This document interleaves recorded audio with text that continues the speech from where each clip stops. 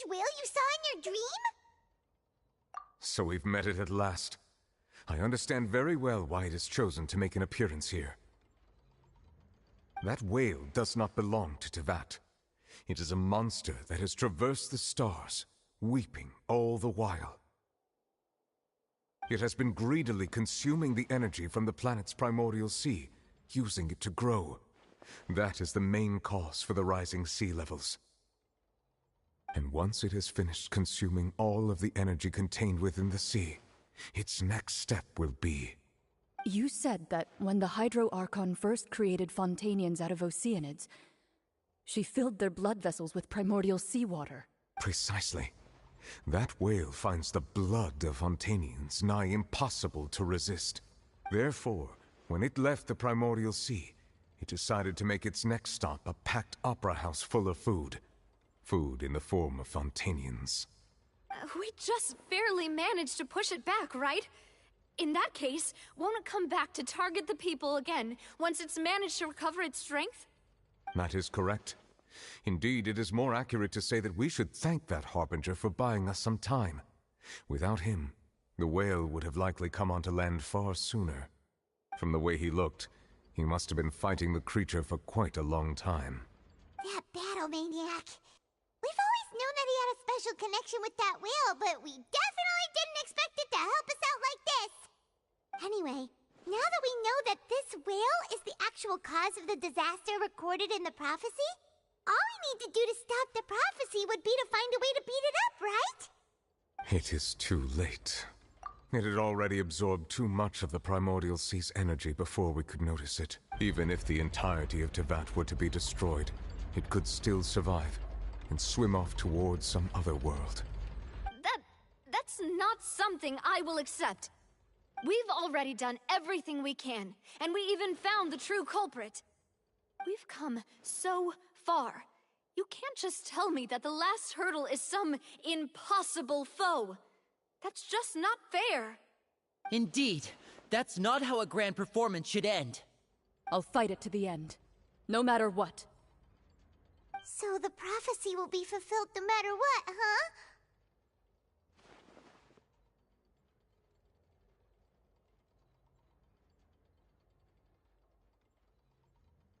The prophecy. Yes, what has been prophesied will be fulfilled. You may view such things as the history of the future.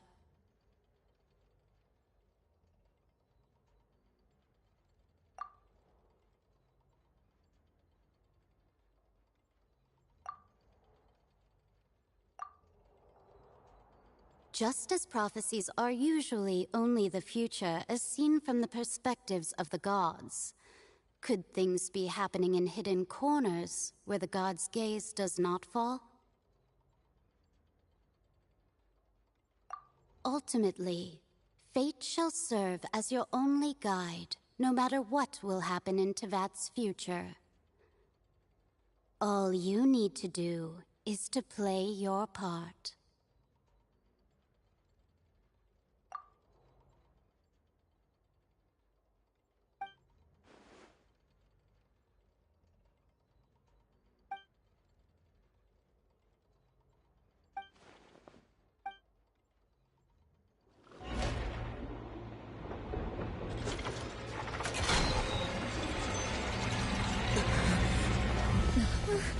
What's happening with the oratories? I believe it is preparing to carry out the death sentence.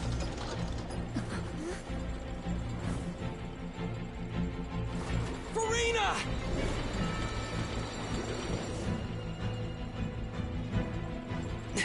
No, I still need answers.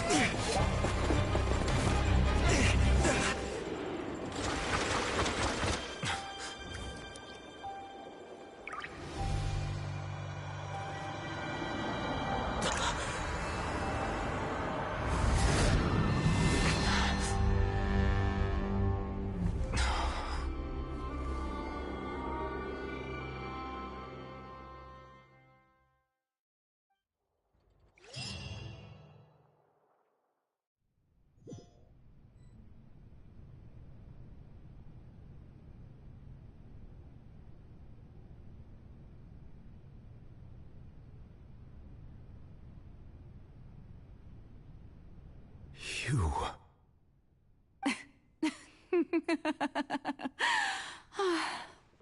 Sorry. That shocked expression on your face is just too amusing. I couldn't help myself. You are not Farina. Who are you? The sweet sound of bewilderment. Marvelous. A sure sign that my attempt to deceive everyone was a resounding success. But to answer your question, I am Focalor. You know, the god. Focalor?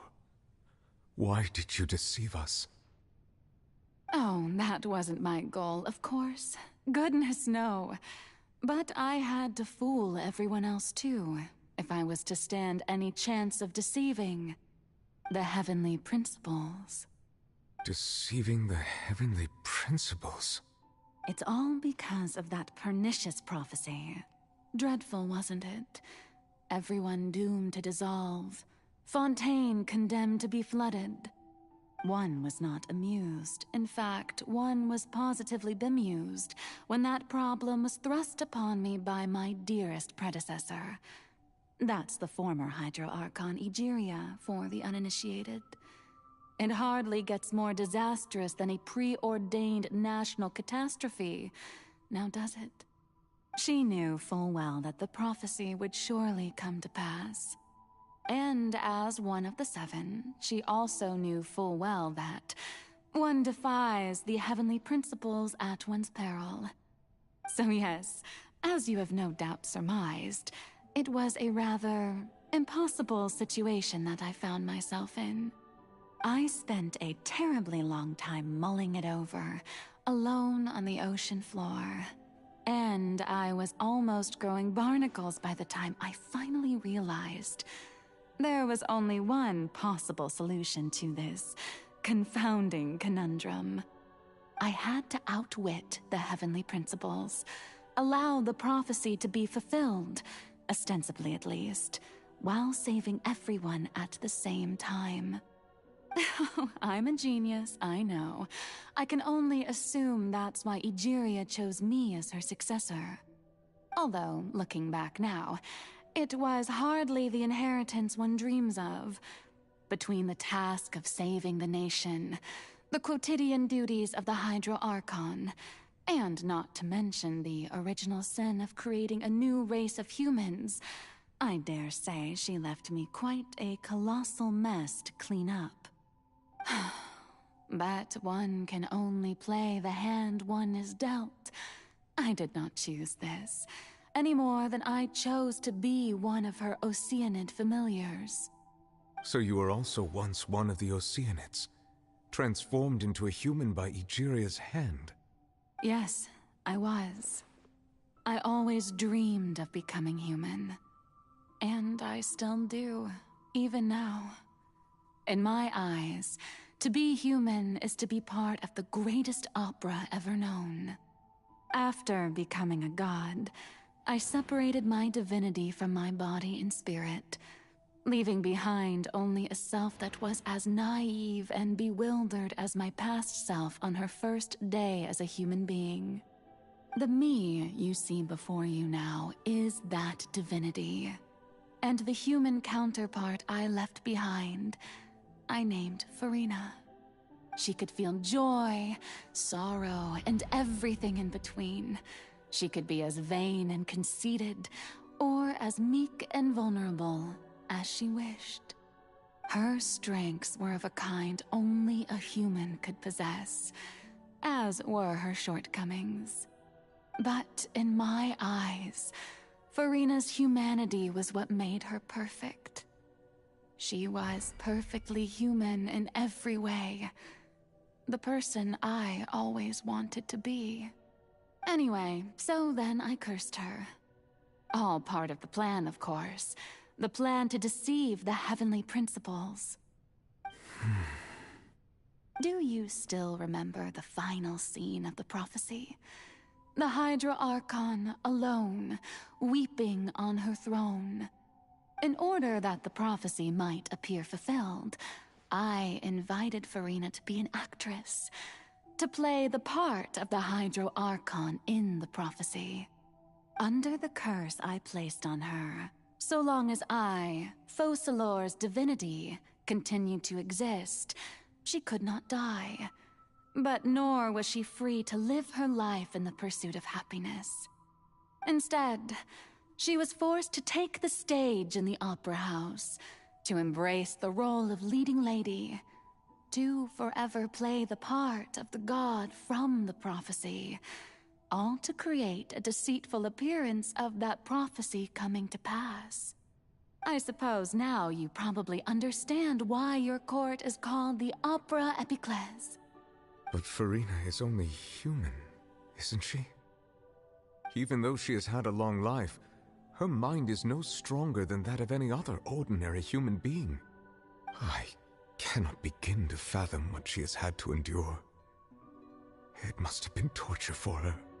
It has indeed. And although she is, in a sense, me in human form, I most definitely owe her an apology for it. It's been 500 years, and all along, she's been playing her part in the most unimaginably long, unbearably lonely, and agonizingly painful opera of all time.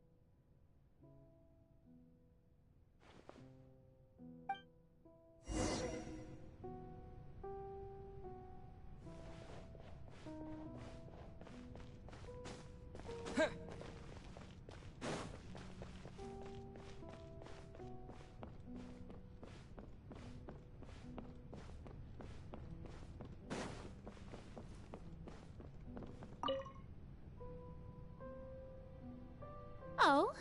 Who permitted you to come onto the stage?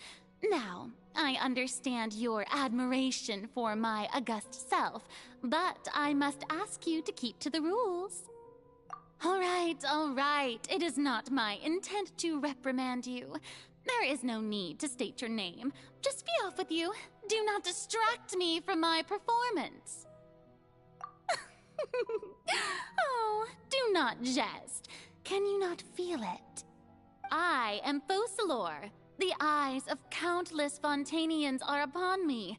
I must, at all times, display the utmost elegance and nobility.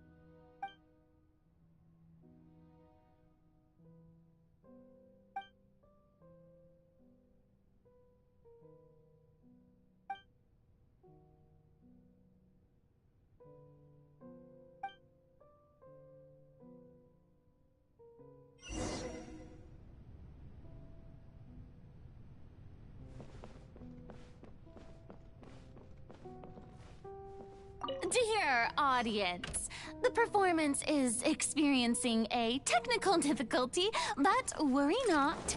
The guards shall resolve it soon enough. So sorry. Yeah! There is no escape! Insolent.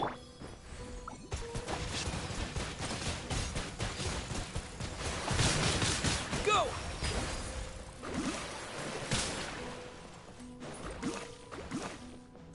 Illusion shattered!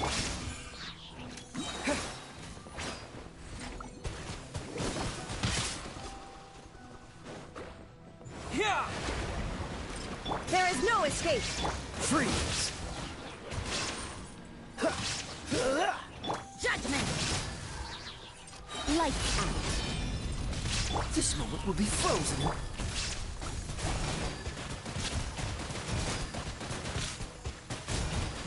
Go!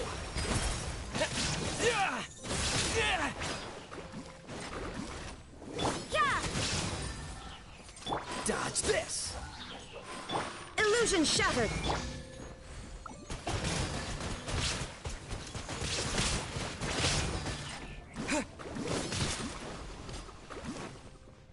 Judgment! Freeze! There is no escape! Oh, so sorry. Yeah! Water jet!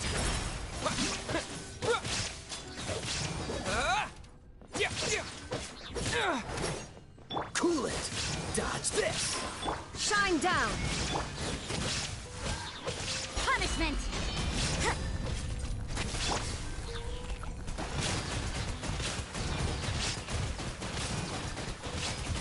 Water jet! Wipe out! Illusion shattered! Freeze! Don't get frostbite.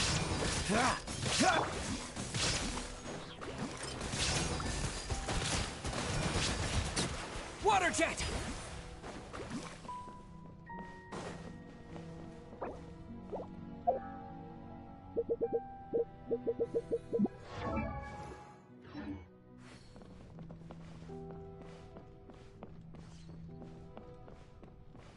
Hey, what gives? The audience is still watching me, you know. Guards? Wait, where are the guards? Guards!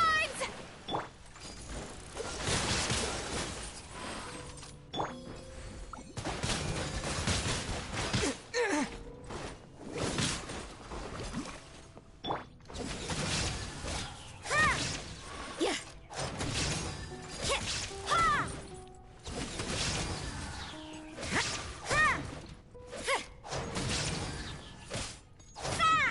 You can't run!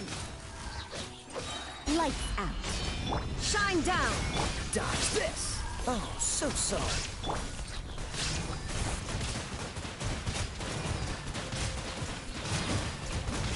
Go!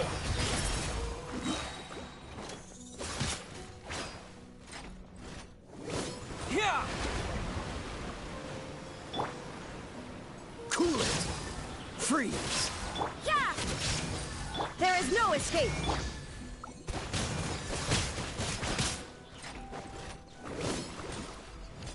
You can't run! Dodge this! This moment will be frozen in time. Shine down! Ha! Ha!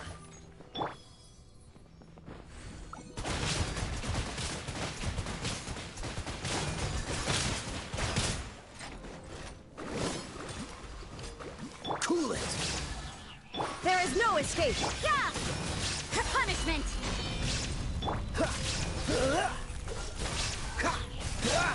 Don't get frostbite. Dodge this!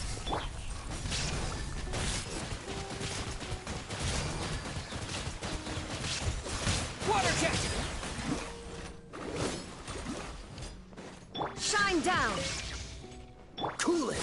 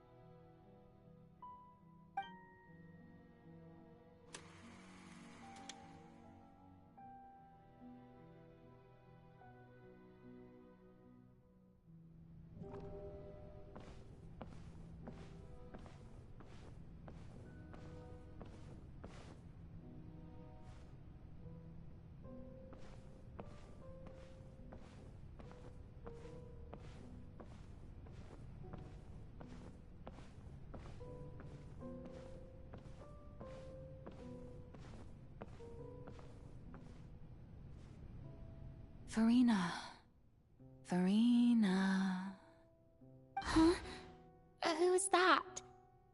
Who's calling me? Where are you? Be not nervous. Be not afraid. I am before you. Wait a moment. You're... mirror me? How can this be?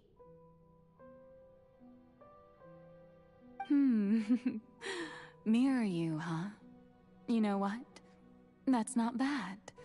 Let's go with that. Mirror me. What do you wish to say? The prophecy. Have you heard of it? What prophecy? Wait. I know. I think. I don't know why, but it's in my head somehow. The people will all be dissolved into the waters, and only the Hydro Archon will remain, weeping on her throne. Only then will the sins of the people of Fontaine be washed away. Oh, very good. You know it well. What's going on? I can't seem to remember anything clearly. The only thing I know for sure is this prophecy. Will it really come to pass? Yes, it will. And that is why I've come to you. Disaster will come to Fontaine sooner or later. Things will develop just as the prophecy declared. There is no escaping it. But doesn't that mean everyone will die? I'm a Fontainian just like them. Will I dissolve too? Oh, don't worry. Magical meetings exist in this world precisely to give people a chance to turn things around. It is the reason why you met me today. I will tell you how to save everyone, but you may have to suffer somewhat. Oh, so there's still hope after all. Goodness, you frightened me. You spoke so much and with so much certainty. As for the suffering, well, I will admit that the first thing that came to mind was, why do I have to be the one to suffer? But if the prophecy will come true, I'll also die anyway, right? So if I've already met you as my magical meeting in this world, if there were scales, with all the people of Fontaine on one side, and my pain on the other, is it not obvious where the scales should tilt? You truly are the perfect human. My ideal. I suppose this would also be the justice that belongs to you. Huh? Don't worry, it's nothing. Listen well. Fontaine has just lost its Hydro Archon. I need you to play a role. That of the new Archon. Play as a god? That's right. You must begin a never-ending masquerade. You must never let anyone suspect your identity. If you can keep it up, then I shall have my way of defying this prophecy. But should your identity be revealed, then all hope will be lost. But how will I do this? A human assuming the role of a god without being exposed. Don't worry. What you must do is not to turn yourself into a real god. You simply need to play the role of a god as humans imagine them to be. Being a human yourself, I'm sure you already know what such an entity would be like. Remember, your true challenge will not be pursuing divinity, but contending against humanity. I'm still not sure I understand, but I'll try. I'll try to do this. So, how long am I going to have to play this role? To accomplish this mission, you will have to stay on the stage for many, many years. You will endure and not grow old until your task ends. But I promise you, all will eventually end in a magnificent and dramatic trial, and everyone will be saved. A trial? Huh. How exciting. I'll be looking forward to it.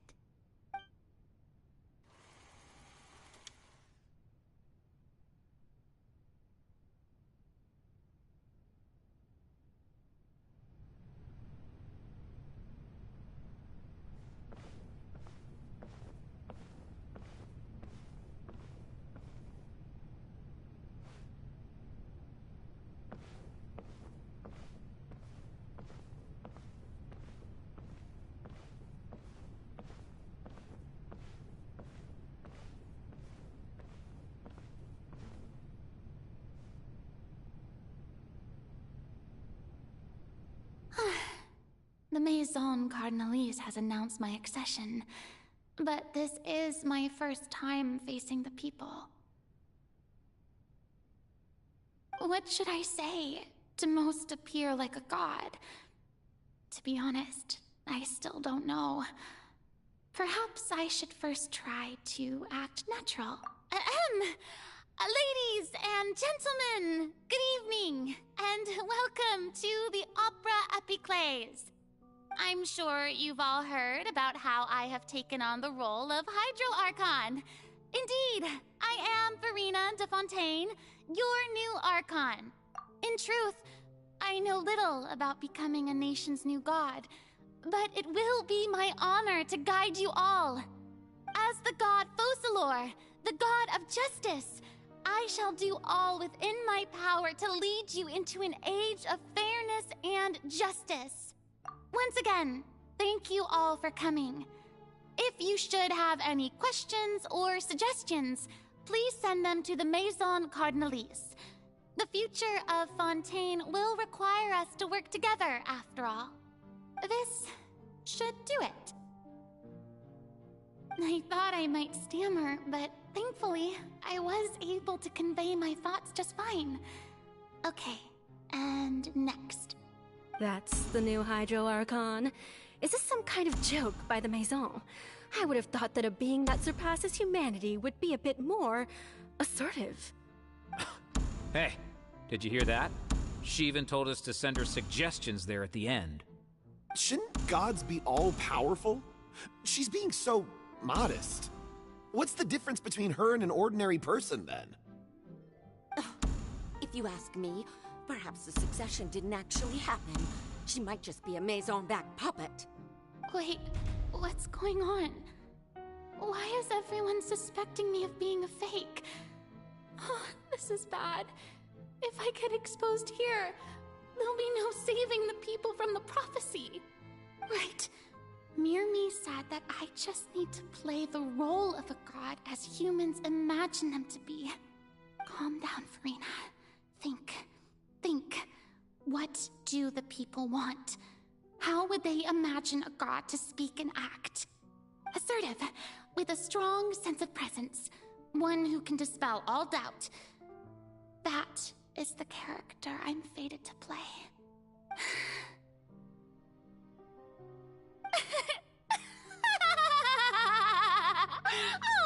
Oh, very good, my people.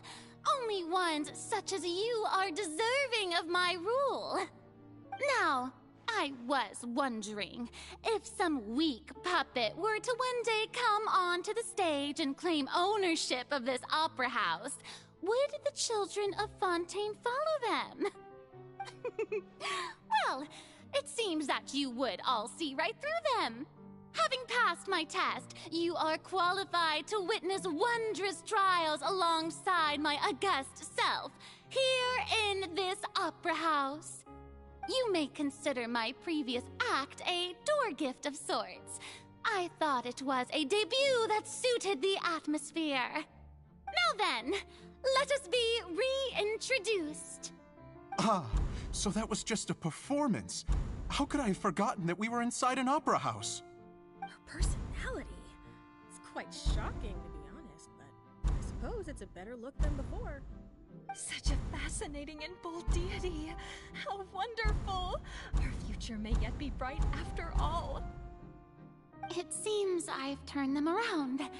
Best follow this flow and restart my accession speech. My dear people, whether you acknowledge me or not, whether you trust me or nay, I say to you, keep faith in your ardor for justice. We have heard it said that this nation's sins can no longer be washed away. Well, I say that justice is most fragrant when it blooms amid sin. The scales of justice should not weigh heavy in the hands of its God.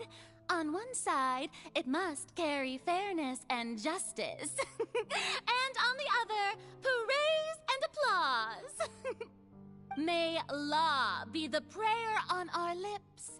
May judgment be our worship. Let us light the fires and drink to the future of Fontaine!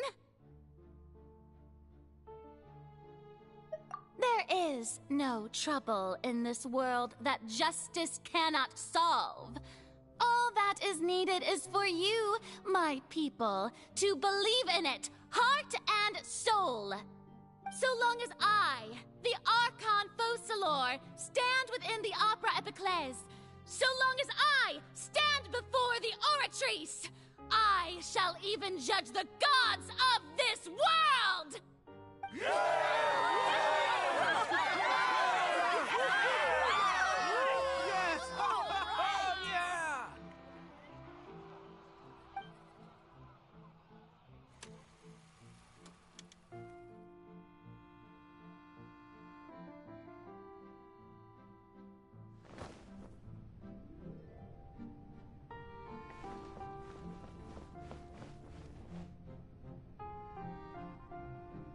Lady Farina, here are today's case reports, as well as a summary of the follow-up for your perusal. Come now. Was I not just at the Opera House in person? Leave these kinds of things to Neuvillette. Besides, none of these trials were the one that I'm looking forward to the most. If I may be so impertinent, what kind of trial are you truly looking forward to? A magnificent, dramatic, and wondrous trial. A trial to end all things. How could you hope to understand? That's true. I fear I lack the ability to grasp your divine thought, Lady Archon. No need for fright, and do not take what I said before too seriously. Go now, do your duties. The trial I await. It will come one day.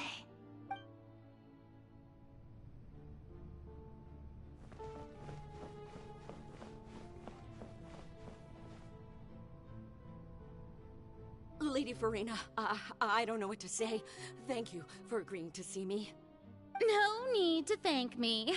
Or rather, thank your own sense of perseverance instead.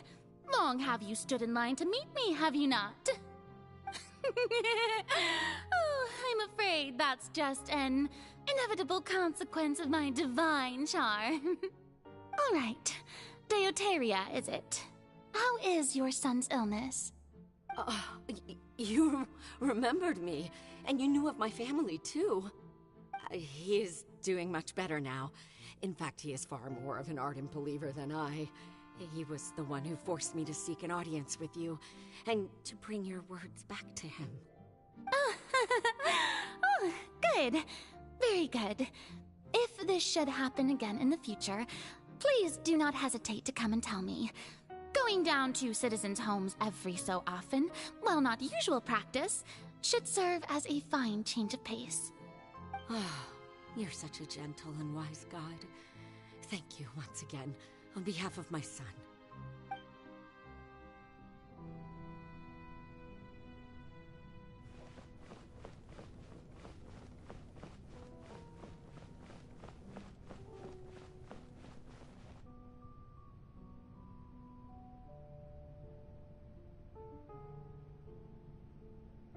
Lady Farina, here are the latest hydrological reports.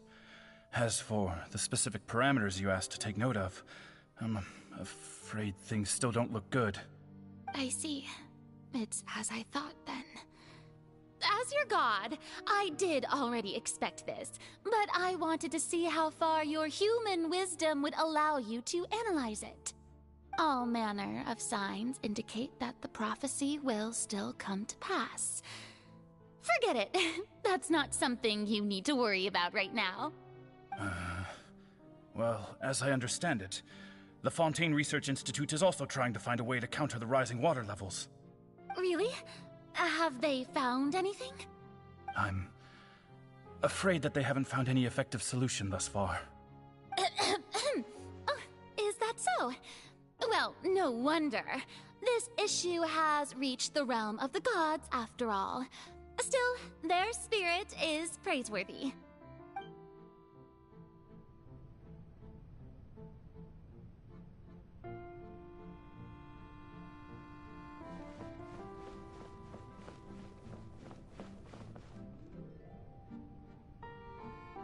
The day is finally over.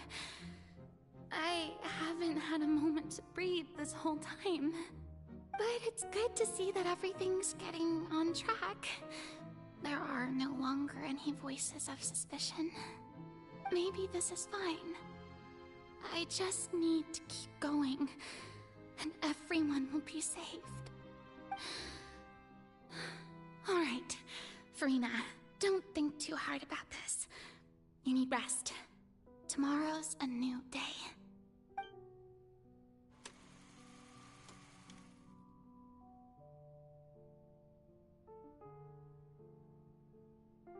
Lady Farina, here are the new trial reports for the latest cases, as well as a summary of the follow-up. There'll be no need for that. I've seen them already. There's no need to go back over scenes I've witnessed in person before. Lady Farina, I've waited so long for this chance to see you in this manner. Indeed, my dear, loyal citizen. This joyous moment is an honor for us both.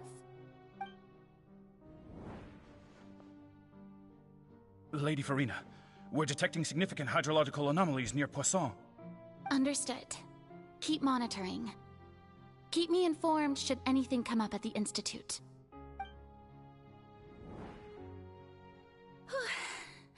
I don't think I let anything slip today. I must show the people that there is nothing to worry about. I just don't know when these days will end. I feel utterly exhausted. Best to rest early today, too.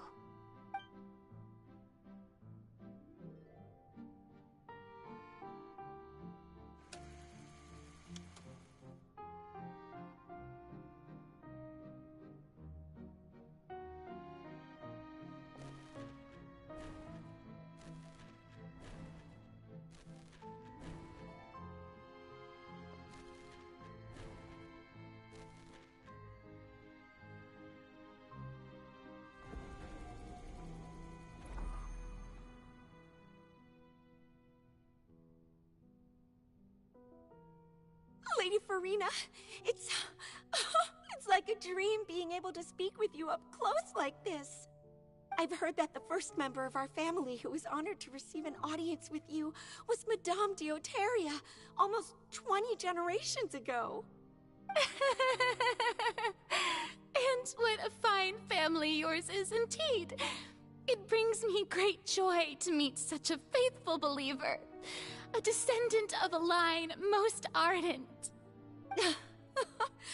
Surely you exaggerate, Lady Farina. My lady? What is it, good citizen? Oh, are you crying? Uh-huh. Oh, really now? I didn't even notice. This must be the overflow of hydro from my person. Well, can't quite help being the god whose dominion is the waters, can I? No wonder. No wonder. A manifestation of your power, then. Oh, Archon, I am honored to have witnessed it. Honored indeed.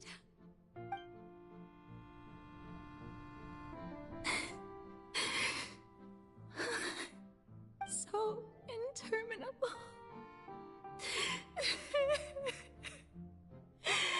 So lonely. Just how much longer? Hundreds of years must have passed by now.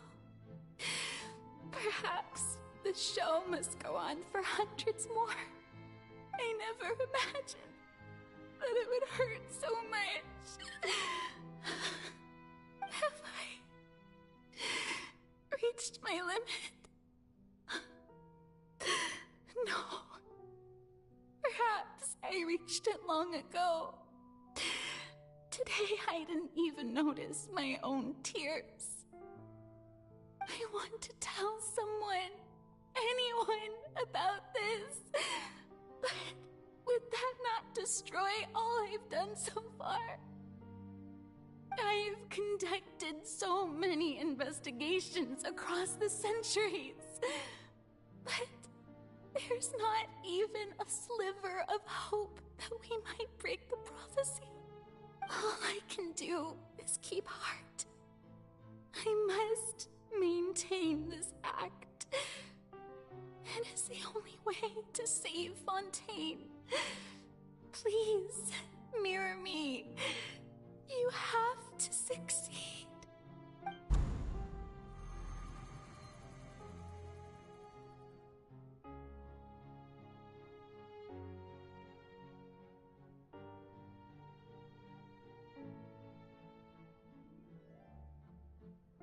Farina, you don't have to shoulder this burden alone.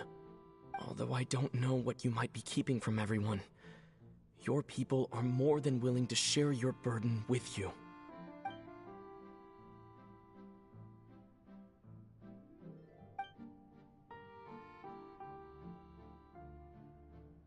Share my burden. That's impossible. It was fated right from the start that this would be my duty alone. But even if your burden doesn't need to be shared, you can still choose to confide in someone. Just share it with me. I'm what you'd call a witness. A witness?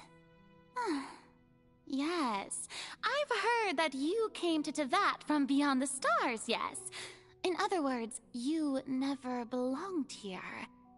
And if Tevat is, in its entirety, a show on a stage, then you're just a spectator, aren't you?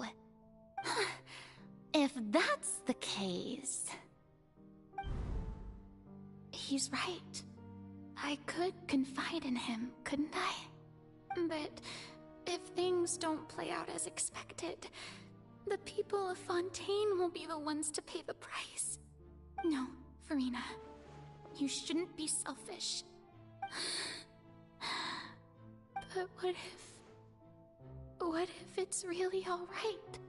Farina, you've worked so hard for so long.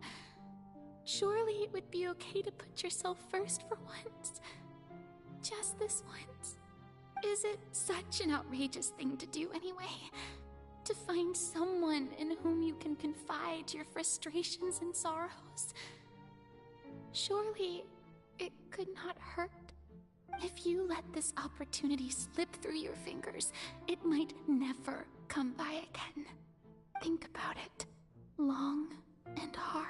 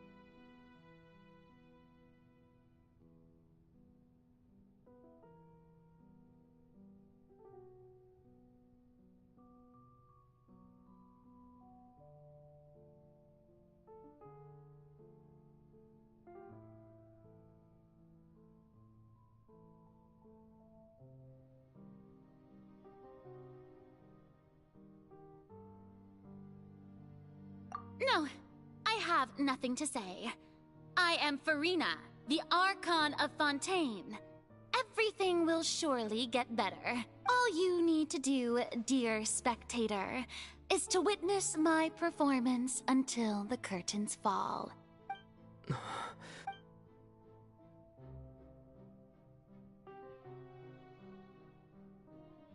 Fine.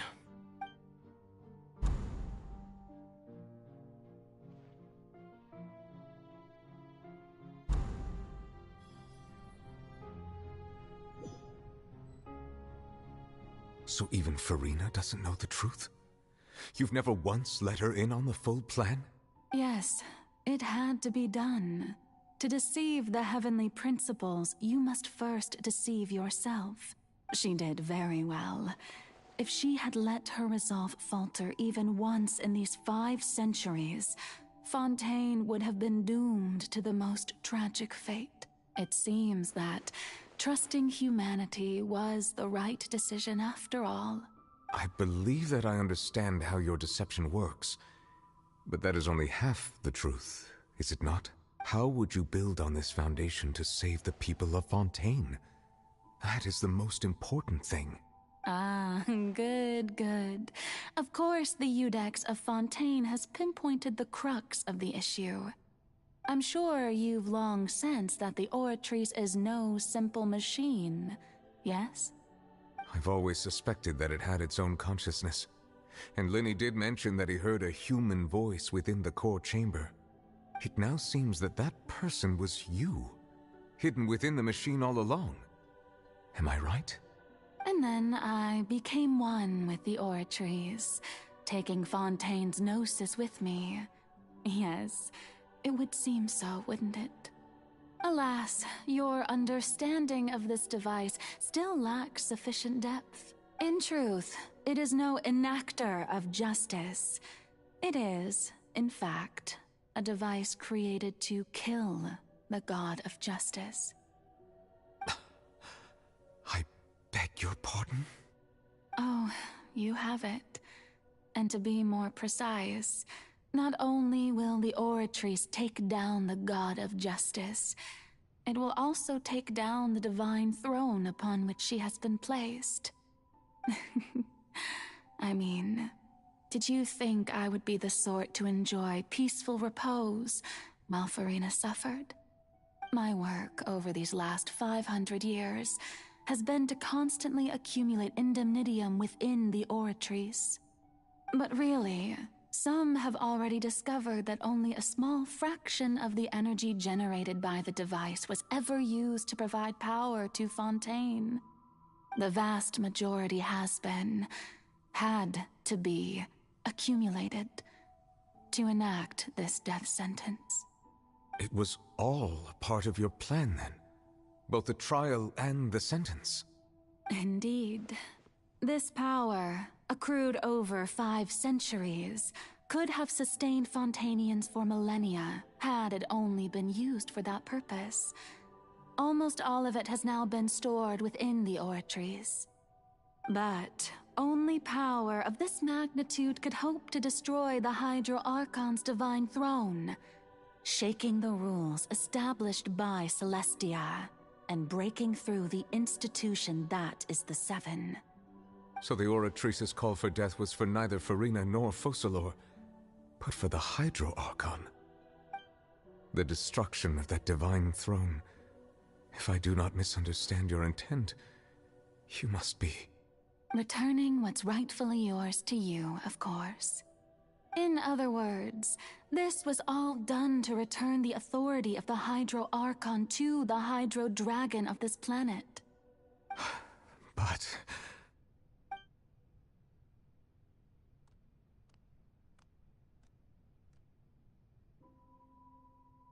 Oh, what? Getting sad again, are we? The authority of the ancient dragons shall soon be yours once more, O Hydro Dragon Sovereign. And this is the face you make. all you've done throughout the years is just... I've never quite seen it that way, you know. Even now, I'm quite pleased at how well my deception worked.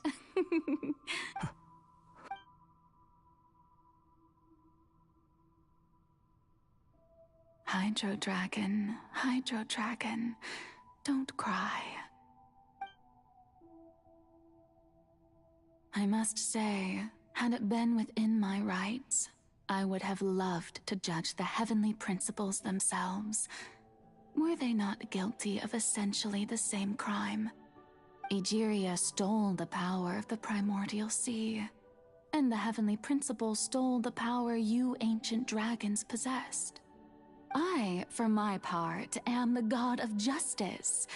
And is it not just that your original powers should be returned to you?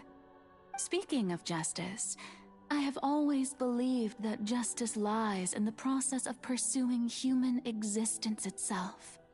So, if the theft of the primordial sea's might was Fontaine's original sin, then, leaving matters of procedural right and wrong aside, the descent of the Fontanians as humans and their right to exist in this world would be Fontaine's original justice.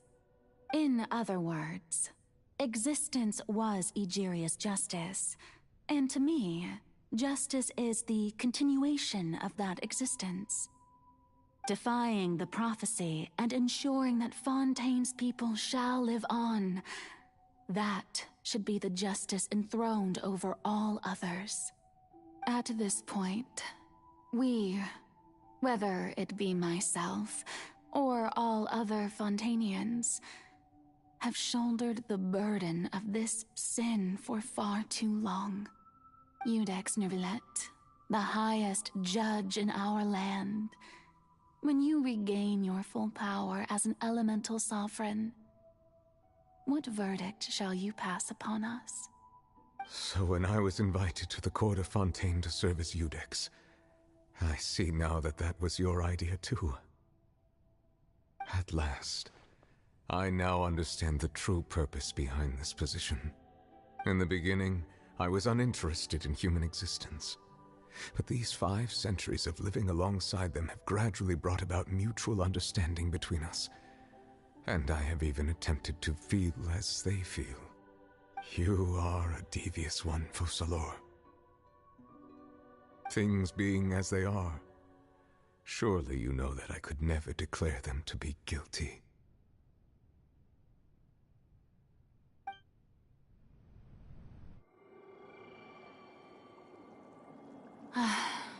The hour of my execution is almost here.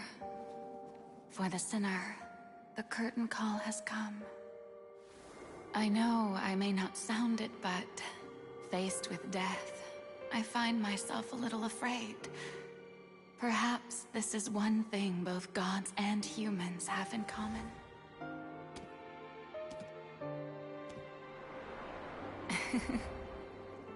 Farewell, Nervilette. I hope you've enjoyed the part you played these 500 years.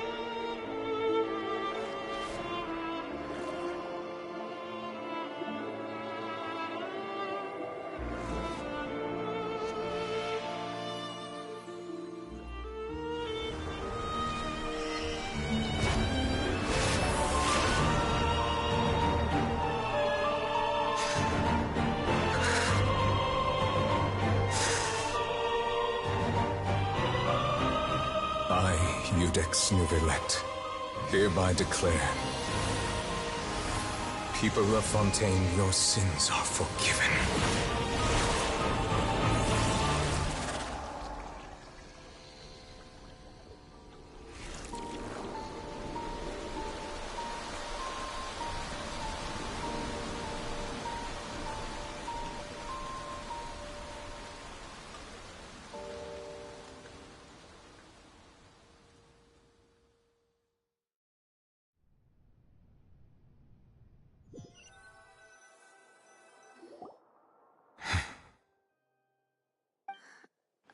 What just happened? Has the death sentence been carried out? Was that bright light some sort of misdirection? I have a feeling that something huge just happened. But since we're all still alive and haven't been dissolved, I assume whatever happened was good for us. It's time to end this. We must mete out punishment to that beast. Didn't you say just a moment ago that it can't be defeated?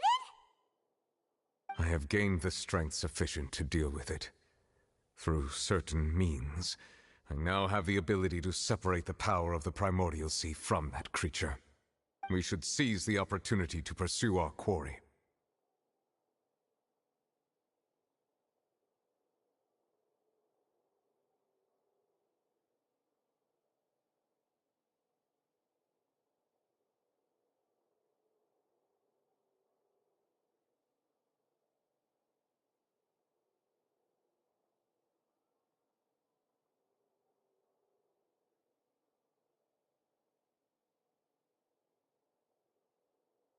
Traveler, now that the oratories can no longer function, I require an executor to help me mete out justice. The root of the calamities befalling Fontaine, the beast that enacts the prophecy. Its name is the all-devouring Narwhal. Come with me, traveler. The hour of execution has come.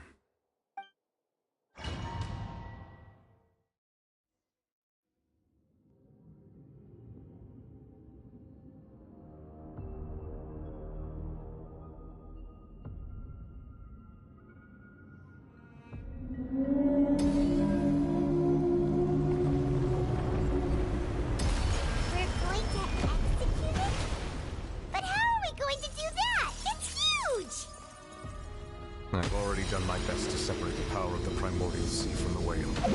Considering the size of the beast, I cannot reach the power source. Unless we can find a way to attack it from within. I shall share a part of the ancient dragon's power with you. We shall look for an opening together.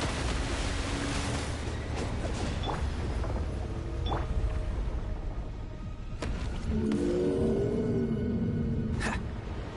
Dodge this! Oh, so sorry. I can feel the sorrow turning into hostility.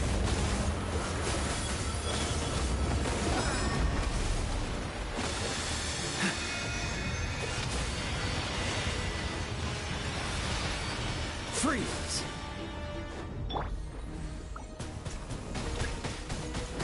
The all-devouring narwhal cannot resist its instinct to devour. Continue to trigger its hostility, and a chance will present itself.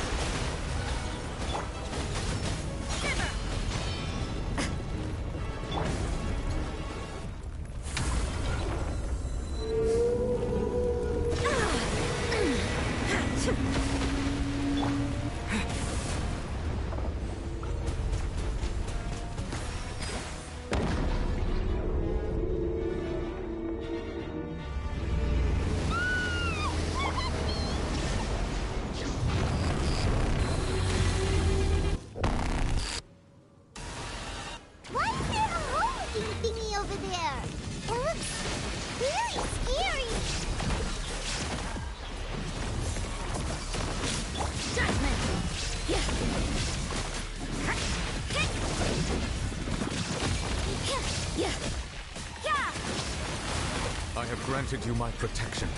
Do not fear. Seize the moment and use my power to suppress its root from within. Manifest the authority of the ancient dragons. Witness the might of the primordial sea.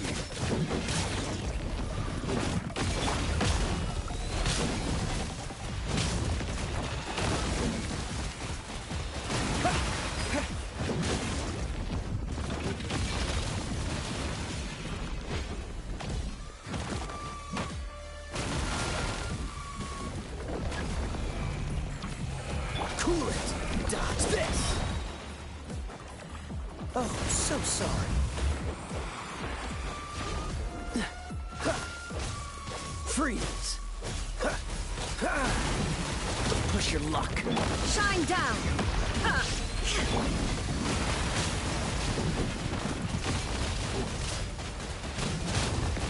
Water jet!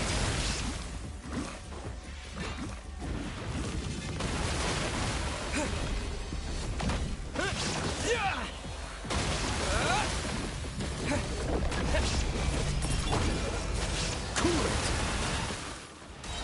Don't get frostbite. Freeze! I'm getting tired of this game.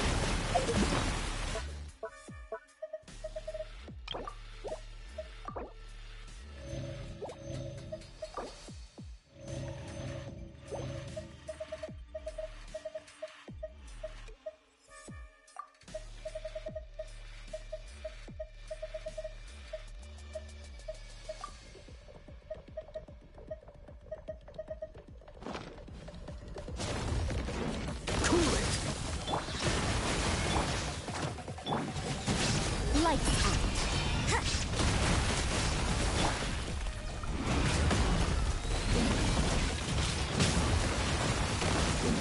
Water jet! Wipe out! What?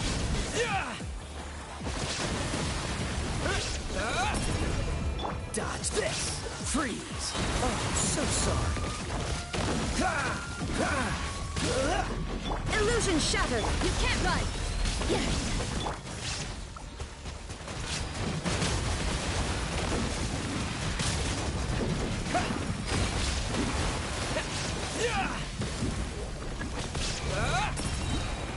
Bombs away!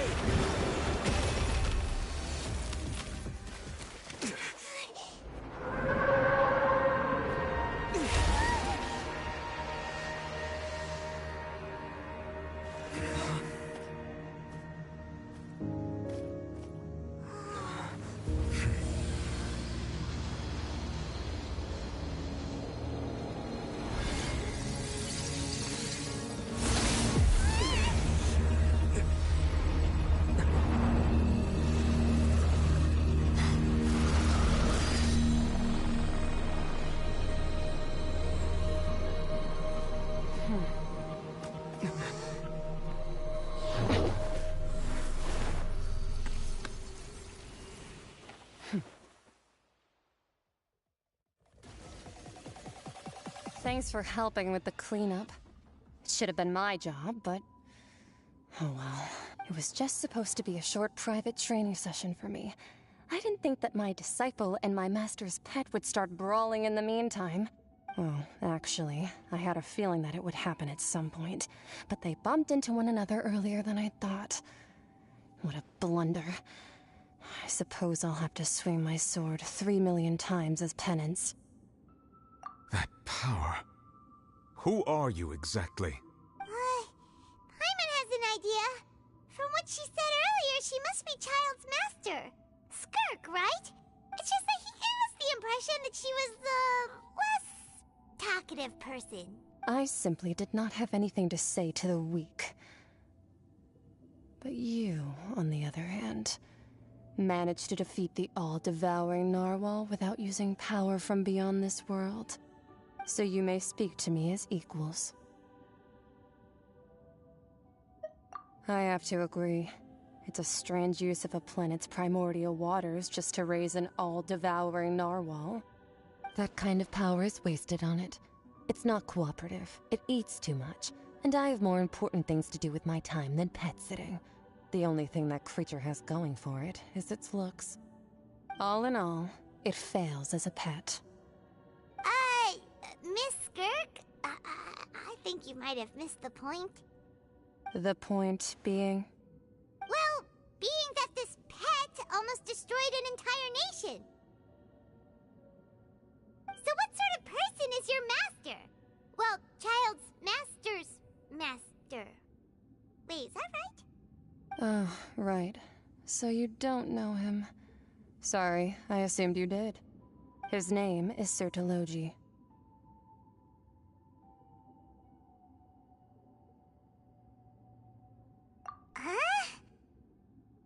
I am unfamiliar with that name. Huh.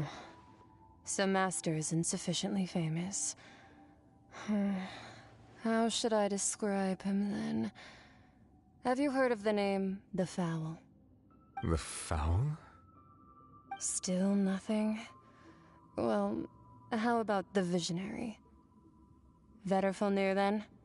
Or Gold Rhine-daughter? Ooh, that one we've heard! Rhine-daughter's part of the Hexen Circle. She's Albedo's mom, right?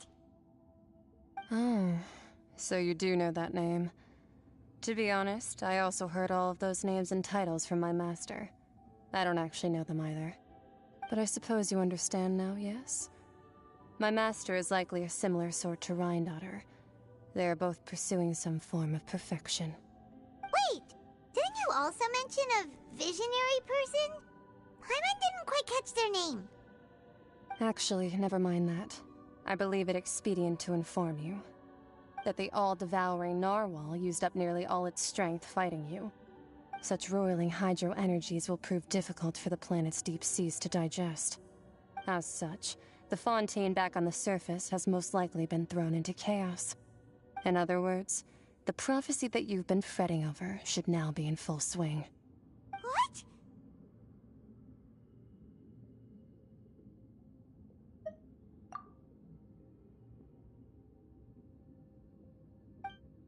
Not to worry. Focalor has already managed to deceive the heavenly principles. In the end, the people will all be dissolved into the waters, and only Farina will remain, weeping on her throne.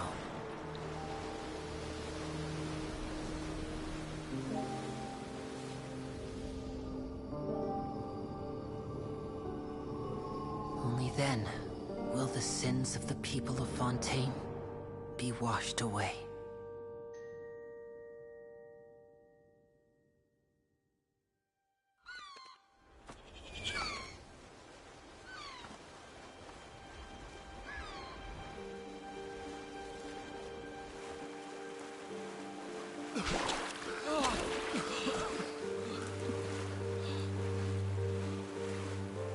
Hey! Help! Over here!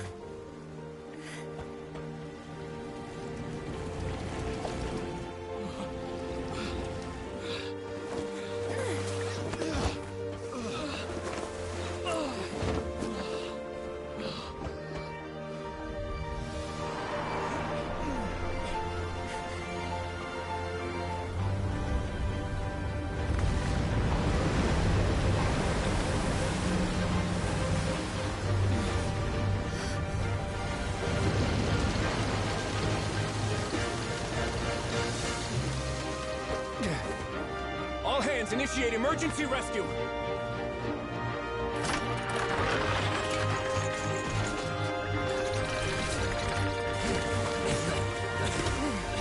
Hurry!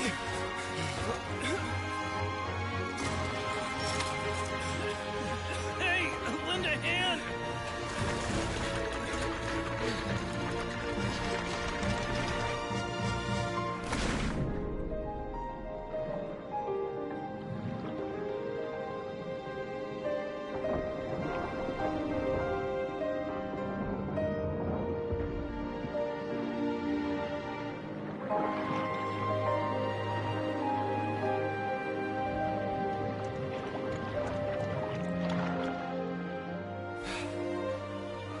Look! The water's receding!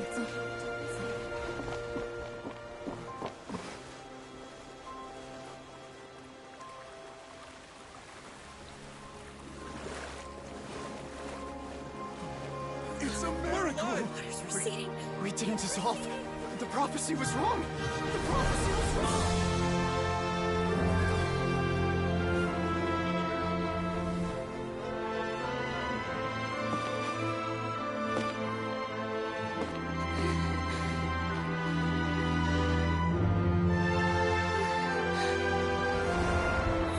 Are you alright? Yeah. We're saved. The prophecy was wrong.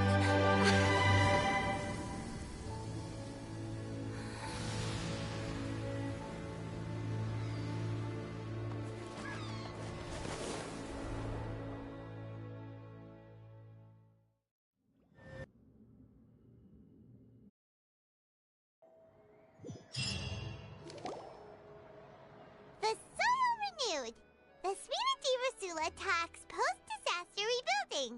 I recently visited Poisson to meet with Miss Navia, spokesperson of the Spina di Rosula, and we spoke about Poisson's present and future. Old soil can still give birth to new bloom, Miss Navia stated. Hope is like seeing a small cookie when you're starving late at night. You just need a little of it. Skyship Winglet, boon or bane of the Fontaine Research Institute. The various disputes that have arisen on account of Mr. Edwin have suddenly become a shield over the Institute, with Jurier turning out to be a once-overlooked hidden gem. People always call the first researcher mad, but few know what to call the second.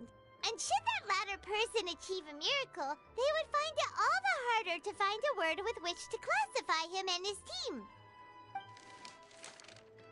Wow! Paimon barely recognizes the people in the reports. Are those really Jurier and Navia? They sound like real big shots.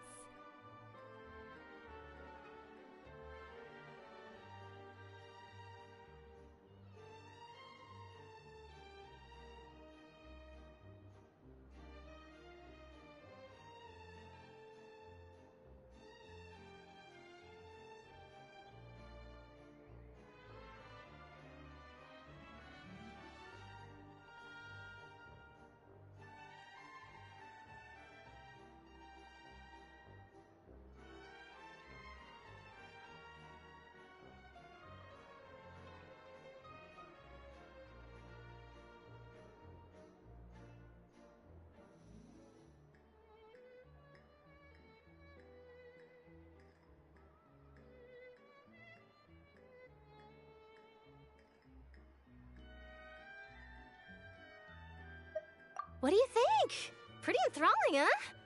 The Steambird's idea was pretty simple. With the disaster just having passed, we would print a free edition packed to the margins with good news to calm people down. The value for these big scoops lies in their inevitable follow-ups. We'll publish further reports and go into the stories behind those people. Edwin's assistant, Jurier, created a true flying ship, while Navia is leading people in the reconstruction of their home. I'm sure that these stories could draw even your well-traveled eye.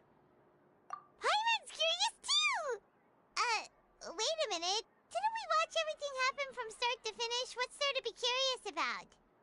And that's exactly why I'd like you to come conduct interviews with me. You're the best incubators of news, if you haven't noticed. And also, with you around, I'm sure I'll get to see that Duke. Are you sure? Hasn't he turned you down several times already? Oh, this time will be different. Come on! Let's head to Poisson first, and then make a trip to the fortress. There are some things you'll only know when you get there.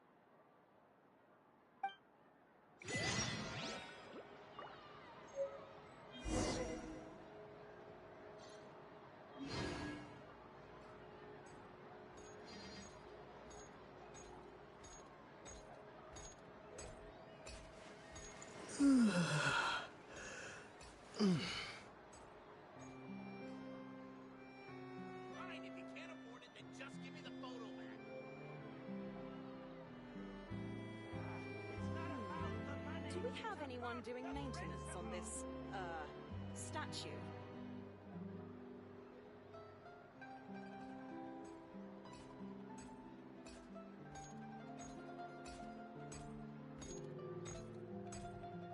Fine, if you can't afford it, then just give me the photo back.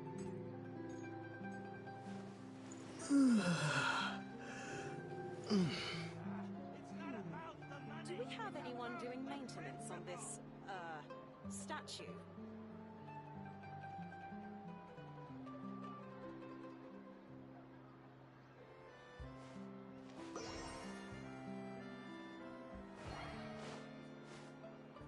Fine, if you can't afford it, then just give me the photo back.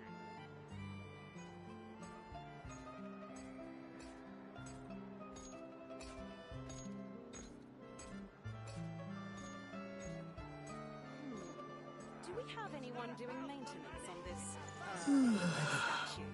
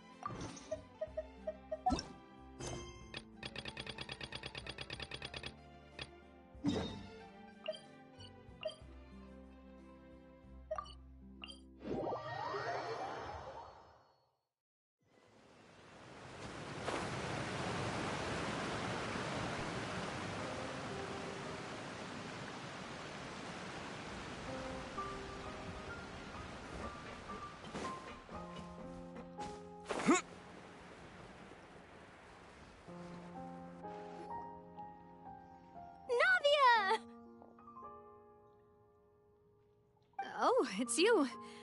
What brings you all here? Hey, we're just having a look around. I'm here to update myself on how things are going here. Oh, the Fatui are here too. Let me introduce you. This is Mr. Garunt Snezhevich. He represented the Knave in sending us a large amount of supplies, and is helping with our work. Our residents are hard at work as well. Thanks to everyone, work is progressing nicely. We've lost a lot of people, but we're moving forward. That will have to be enough. Hello, Miss Charlotte. I'm a big fan of yours. I especially like that article you wrote last year about Fontaine's stray cats. But if you don't mind, could you not emphasize our role too much in your report? It's not charity we're doing here. We just happen to share the same interests as the Spina. I get where you're coming from. I'll keep it as simple as possible. Or would you be willing to feature as friendly neighbors? That would be fine. Thanks. Oh, you're back too. How are things? We finished laying down the construction materials. It'll be another hour before the workers are able to go over there. Huh? You're here too, Clarand? Well, her reputation's greatly risen after that whole duel business with Miss Farina. So she's here in Poisson to wait out the heat. All right. She really came here to help me out. There's too much to consider in the reconstruction of Poisson. The Spina has need of more decision-makers. And, well, I do already happen to be connected to Mr. Callis. Oh, wait just a moment. Do you mind me asking a few questions? You know, about how you felt before the duel? Forget it. I'm sure you can find a better theme. I see you're the same as always. Couldn't you do me a favor, for Navia's sake? Well, if we're talking about doing things for my sake, you might as well just take a few more photos of me. Of course I will. I'm not gonna let him off that easy.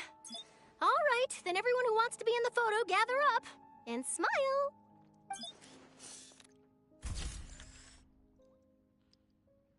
How did it go? Was it a good shot? Did Paimon look cute in it? Not bad. Your addition really helped the composition of the picture. All right, hang on a moment. Let me snap a few more shots.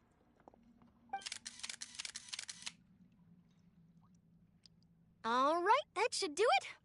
I'll be back here later anyway, so let's call it a day. You're very quick. Speed is of the essence when it comes to the news. Also, not to brag, but I'm pretty good at building connections. Who knows? I might eventually get that interview with you after all, Miss Clarand. Wow, you really do have that never say die speed. I'll hazard a guess that this is how you got that interview at the Fortress of Maripede.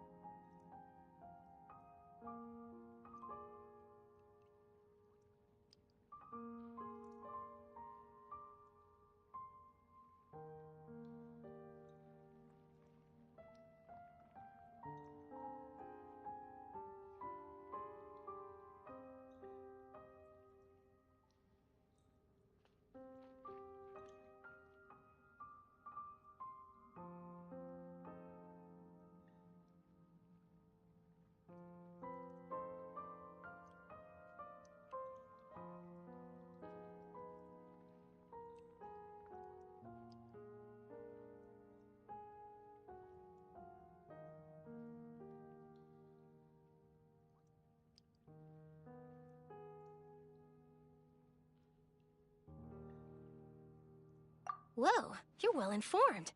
Let me make a guess, too. I asked Sijuin, who told Monsieur Nervillette, and he told you, right? That's a very complete information chain. In truth, all Monsieur Neuvillette asked me was, when did the fortress become so friendly towards the media? I told him that it was best not to speak too soon. There's no guarantee that Wriothesley will make a personal appearance. You're right. I've got to treasure every moment I have with them. In which case, I'll be making a move first. Stay safe now. And tell me if you hear anything interesting. I'll treat you to afternoon tea in exchange.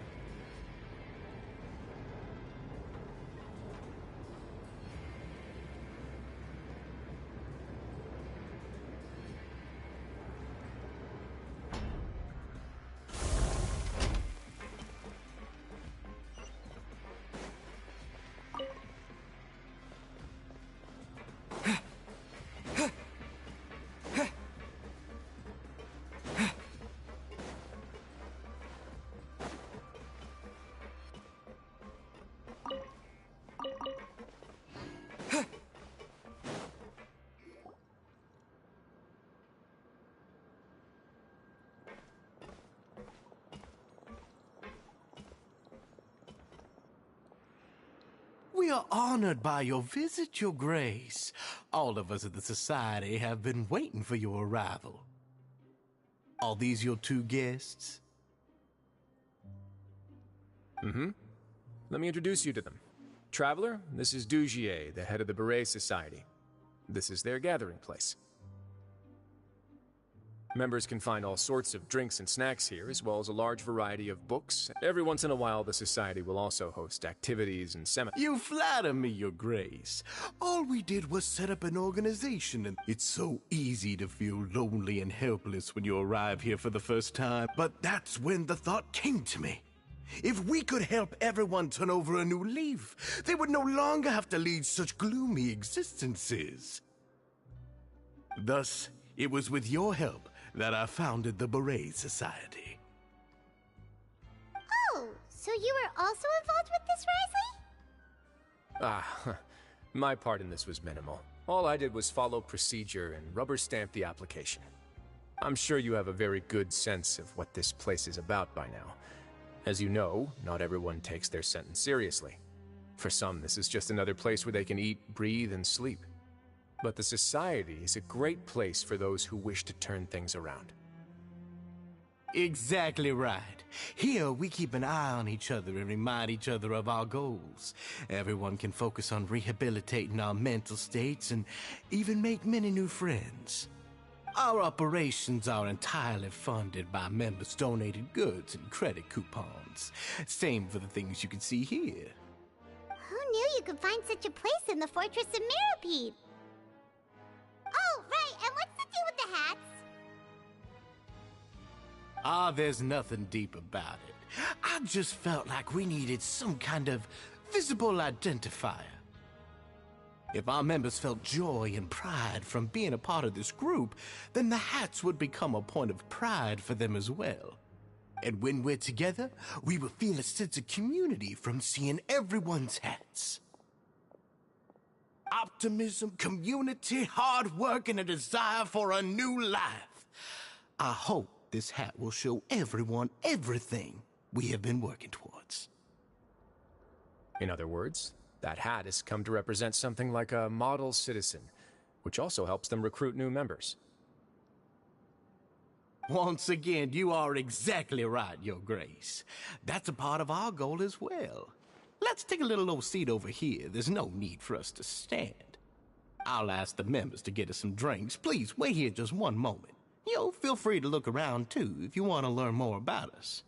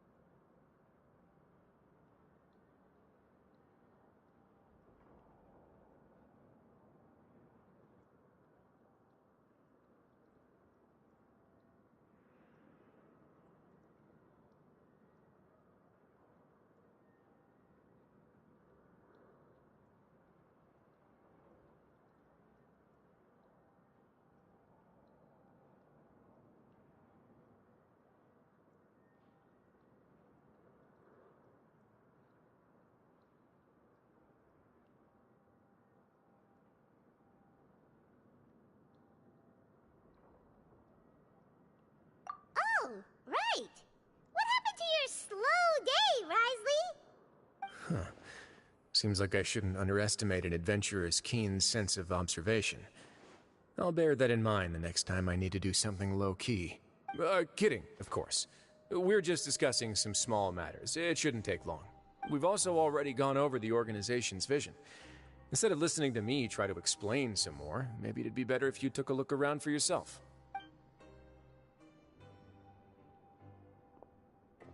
Why does Paimon feel like he didn't answer the question at all? Yeah, they're supposed to be like the model prisoners, right? So this is what their spot looks like.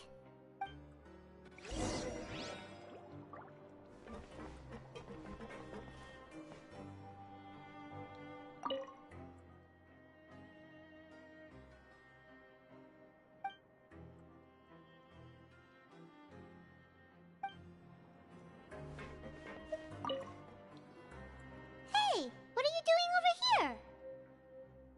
Oh, hello. You are guests of the Duke, are you not? I'm organizing the bookshelves. Want to take a look? We've got some classics, as well as a few books that the members published themselves. Yeah, most of them are writing diaries or autobiographies on their time in the organization. Some quit drinking. Some learned to tailor. Some became real good at calligraphy. And even I've learned to use a camera. We find it kind of funny. You see, had we managed to stay above ground, none of us would have ever had the time to learn any of those skills. Ah, it's because you all have a lot more free time now. Not only that, but we've also now got the mental space to think about taking on new things. Before we came here, we were constantly exhausted just trying to live. With how the Duke and Mr. Dugier have organized our lives down here, though, all we need to do is think about the things that we want to do. You never know what you may be good at until you give it a try. And while you're here, no matter what you do, you won't get judged for it. After all, there's no need to conform to societal expectations when you're already in jail. So this is something like a safe space. Yeah, that's exactly right. After all, not everyone is good at fighting, or have the physical strength to do hard labor. The society is exactly what some of us need. And that's it. I just finished organizing this shelf as well, so feel free to check it out if you want. Just remember to put the books back after you're done. Don't worry, we will.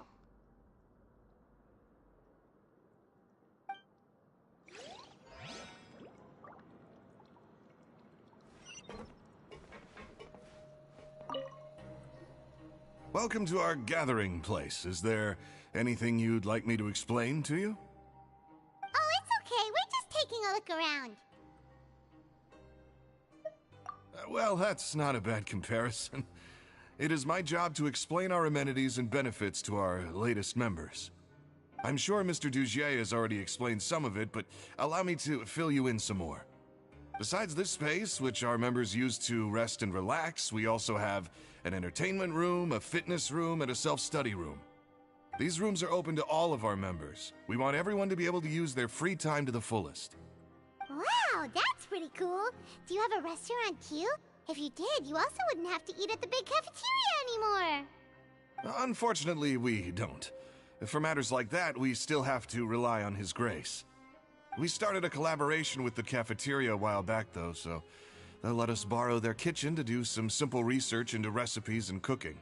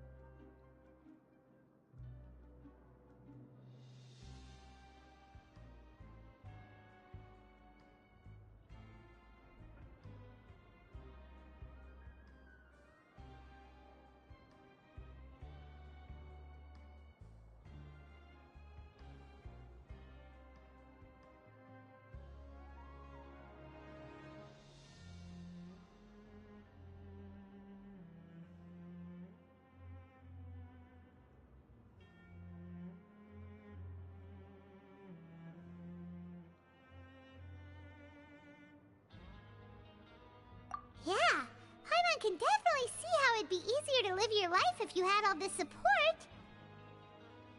Yep, and that's exactly why Mr. Duget founded the Society. We all think we made the correct choice to join him.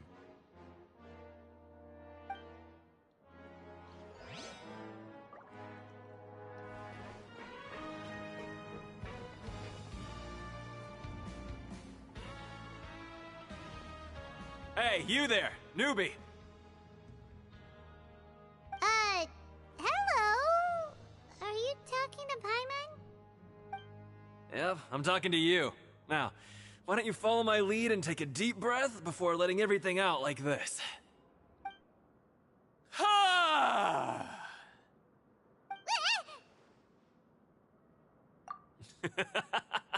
That's how I pump myself up every day.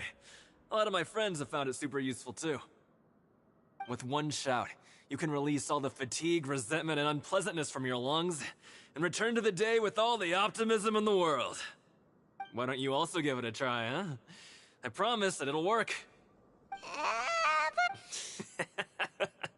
Just remember to take a deep...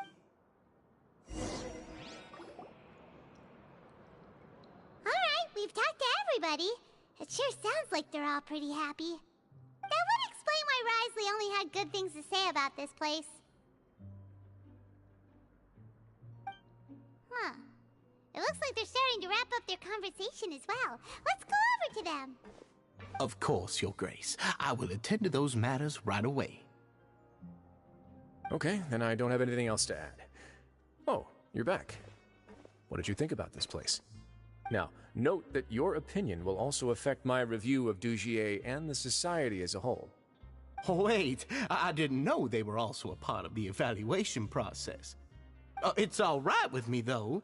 I'm pretty confident about our growth and activities. Paimon thinks it's pretty good. Don't think anyone expected you to get a society going here of all places. Yeah, you're right. By themselves, our resources probably don't feel like much. The prisoners here all have very different personalities and psychological needs. Our needs are like violent beasts. If we can't face them properly, they'll grow restless and enraged, causing pain and conflict. But if we can placate them, they lose their fangs, and they can even be converted into fuel for far nobler pursuits. Which is why, in my opinion, learning to reconcile with oneself is the first step on the path to redemption. You've hit the nail on the head, Your Grace. Before I founded the Society, I had met too many people who could not come to terms with themselves. And I'm sure that a part of your support is rooted in your desire to help those people find their way. And Paimon thought everyone was enjoying life just fine, working and fighting. Of course, that lifestyle is more than enough for some people in the fortress. For others, though, they would just be useless distractions. Speaking of fighting, I'm not sure if you knew this, but even His Grace sometimes fights in the ring. What? You fight in the ring too? Wearing those high-tech boxing gloves of yours? Oh, I almost never need them.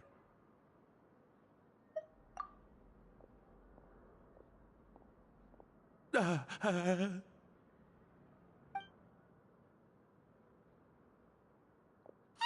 isn't that the guy who lost his hat? Did you come here to relax too?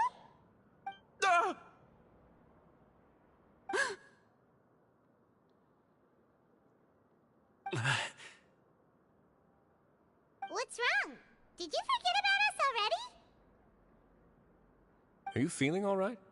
You are looking a little pale. No, I'm fine. Thank you for helping me get my hat back. I'm sorry, but I've got to go. He's still as weird as before. Paimon's kinda used to it by now, though. Dugier, do you know what's up with him? I'm also not too sure about that. As far as I recall, he's always been a little strange, but I'll check up on him later. After all, it's my responsibility as the leader to make sure that no one falls through the cracks. We'll leave him to you then. Where were we before we got sidetracked? Oh, right, about that. You might have thought that I was joking, but in a place like that, everyone will use everything in their power to win. And when emotions run high, things often spiral out of control. That would be when I need to pull out my gloves to maintain order. Sometimes you might need more than just gloves as well. This pair of handcuffs has also come in handy quite a number of times. Oops. Oh, isn't that awful gem? You're still carrying it with you? Yeah, I kept it on me because of its special qualities. It won't affect me as long as I don't let it come into contact with my skin. Go on, you guys. Pick up the item for His Grace, would you? Yes, right away.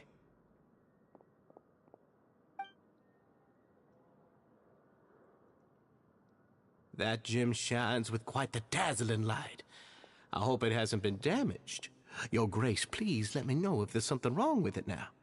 It still looks good to me. Say, Dugier, have you ever seen a gem like this? Never, Your Grace. Don't think I've ever been rich enough to afford this kind of a thing.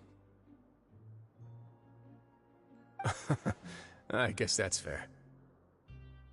We've already gone over most of the things that I wanted to talk about, so let's wrap up for the day. The Traveler also has some other plans, after all.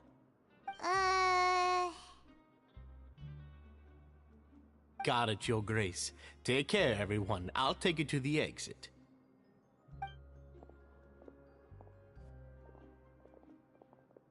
Traveler, Paimon, it was an honor. I'm sure everyone would love it if you were to visit again. And that goes for you as well, Your Grace. We wish you all the best in your endeavors. And same to you.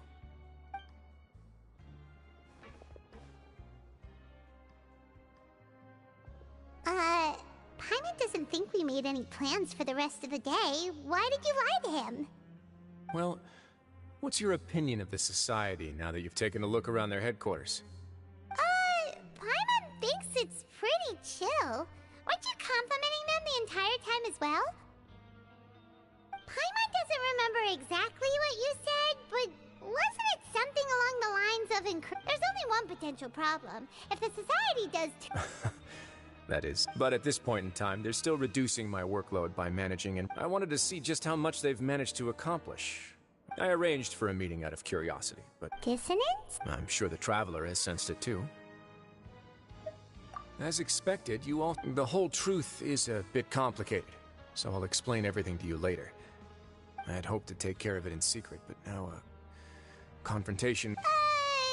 You've completely... Why don't you take this opportunity to check back on the gathering place? Just if my hypothesis is correct, and with his watchful eye removed... Can't you just tell us exactly what to expect? I'm just following the most popular playbook in Fontaine. Investigate, obtain it. It's been so long since I got to watch a performance at Opera Epiclese that I've even begun to miss it. I'll explain everything to you later, but find out what you can from them now while they're all in one place.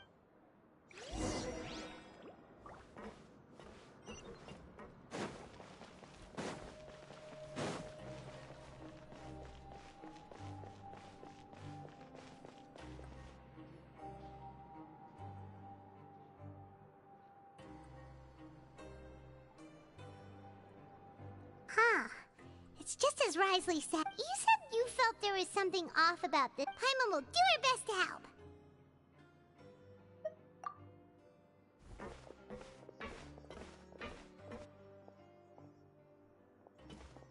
Wait, you guys are... We're really sorry. We just realized that... Oh, okay. Nobody?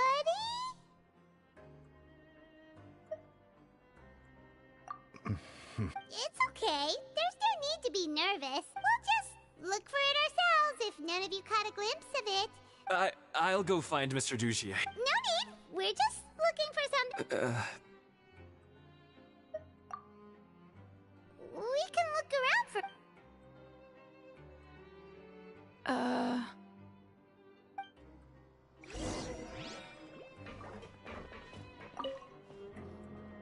Hey, hello? Hello? How can I help? The Beret Society offers a variety of resources and benefits. You don't know... Sorry, that's not what I meant.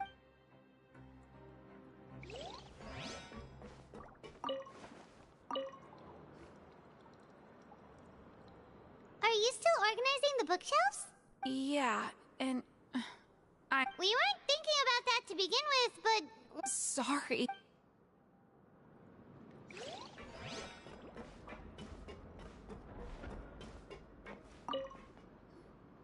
Hey! What do you... Isn't this how you greeted us earlier? Oh, yeah, that's right. I ate something earlier, so you're looking for something, you said? Okay, Paimon sees what you meant now. Seems like they really don't want to talk to us, so let's just head back.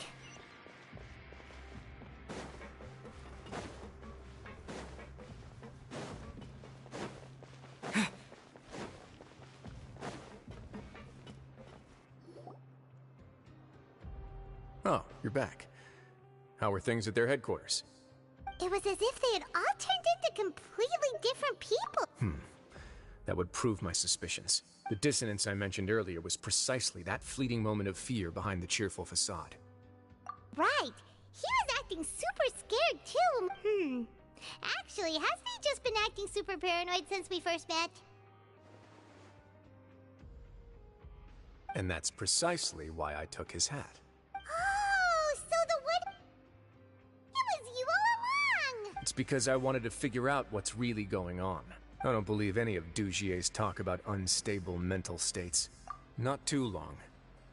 Dugier made very elaborate preparations for my visit. Okay, but if you think something's wrong, aren't you the Duke? You can do whatever you... Well, maybe you're actually a better fit for the position than I am. Just give me the word and I'll hand you the cuffs. In all seriousness, however, cuffs and the like should be used sparingly. They're mostly for show. Everything I do is on display. The way people see me act determines the kind of world I can create down here. And I've always striven to appear fair and reasonable to the people. That sounds a bit deep. Paimon's not sure she got... Yeah, you've hit the nail on the head. I have to lead by example if I want to maintain expectations of justice and order. And that's why, even though Dugier had already let a few things slip, I didn't want to turn on him without irrefutable evidence. Alright, so you're saying Dugier has figured out some way to control the members of his society. And even though the members are acting all optimistic and motivated, it's all just a... Indeed. He certainly seems to be using some coercive methods to turn his members into the most upbeat and motivated group of people. I have some faith, though, that some of the members understood the line has been set, and it's quite like... Fish? Let's give them some time. My guards will need it to finish their You can find me in my office when the time comes. Hey! Don't just leave before you've explained...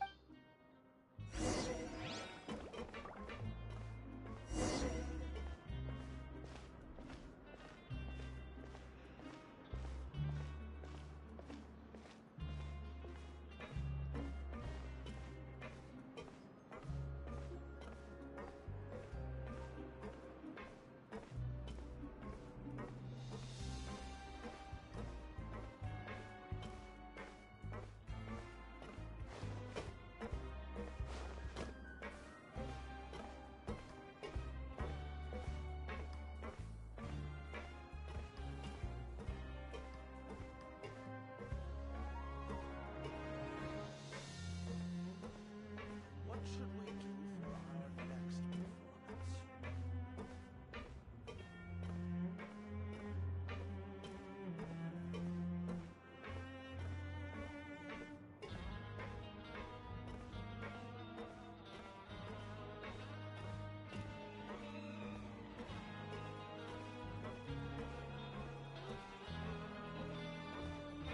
What should we do for our next performance?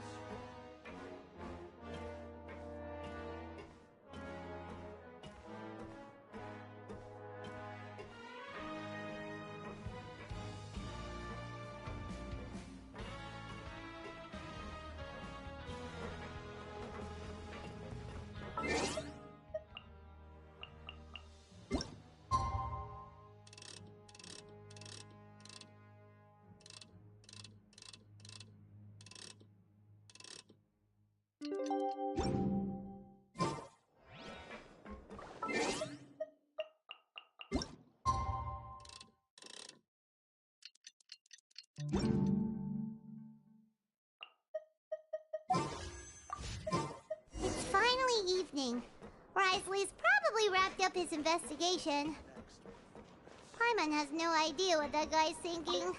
Let's just go find him and ask him what he's really up to.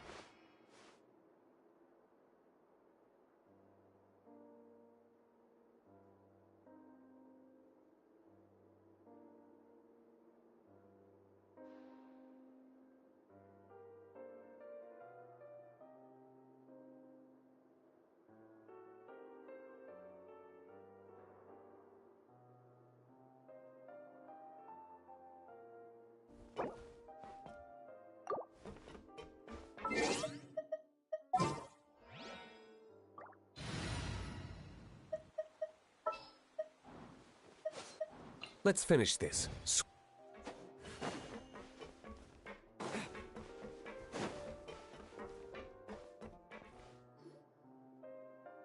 Oh, here you are. Did you manage to land a lucky pull on the welfare meals tonight? Let's just get straight to the point. Has anything else happened? Patience, Paimon. Even as the situation I'm actually still thinking about the first thing that came to my mind when I noticed, why didn't anyone come? Oh, that's a good point. But even if such a thing existed, how could they be so sure with it'd be one thing if it was just one or two people, but which leads me to believe that it's more likely that they think I just wouldn't care to help them. Yes, something like that. So it became imperative for me to refute that, and of course I had originally planned to do this in a more covert way, but there was no way to keep our investigation a secret. That makes sense. The last thing that guy wanted was for Dugier to find out that he'd lost it. But now, not only has Dugier found out that that likely set his internal alarms off. Yes, that's the conclusion I came to as well. If we didn't act right then and there, Dugier would probably come up with some other way to hide the truth and we'd be back to square. So after giving the matter some thought, I must say so you... Yes, that's right. Of course, that box was discovered as part of our investigation of the Society from the very beginning. I had no way to know if any of the members had actually seen the gem before, but since I had to do something right, and I said back there that I had no idea what the gem represented, and since I was traveling with you, heroes who have never, they would also understand that we're here to help, rather than to tolerate or uphold the status quo. You used us as a part of your plan My apologies. There was no time and quite a lot to explain, but I can assure you that I've now told you everything there is to know. Of course, you're under no obligation, but I would really appreciate it if you could continue to lend me your support and help me figure out the true secret behind the society. Would you be willing to lend me your support? But Paimon's still mad at you!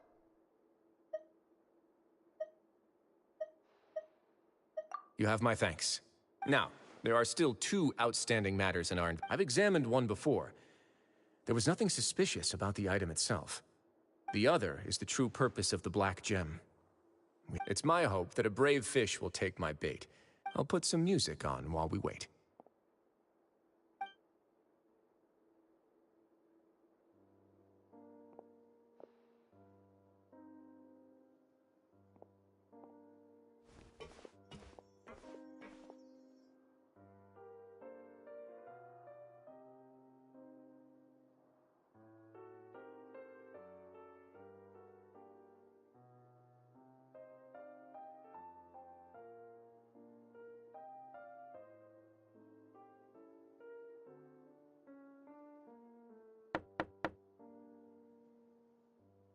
Excuse me, Your Grace, but may I come in?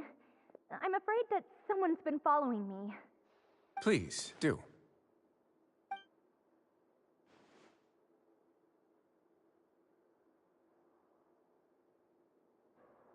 I apologize for my lack of composure. These 2 are the guests that came with you to our gathering place, correct?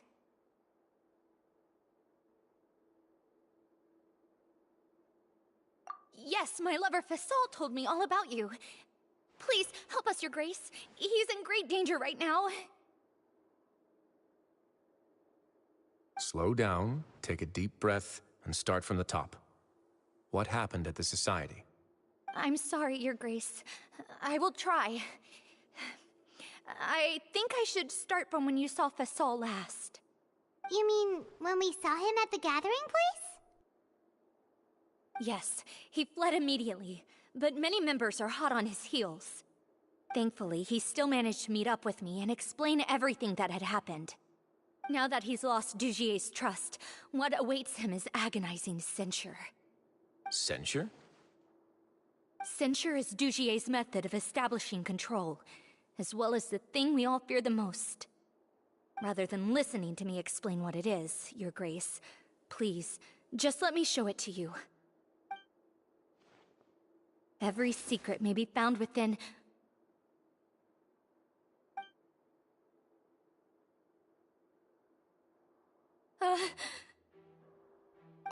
Here you are. I was wondering where you had run off to in such a hurry. Please excuse us, Your Grace. It was never our intention to disturb you like this. You see, Avisa's mental state has been rather unstable ever since she arrived at the fortress. She rambles often, has hallucinations. It may be best to dismiss her babbling as random gibberish. I don't recall hearing a knock or giving permission for you to come in.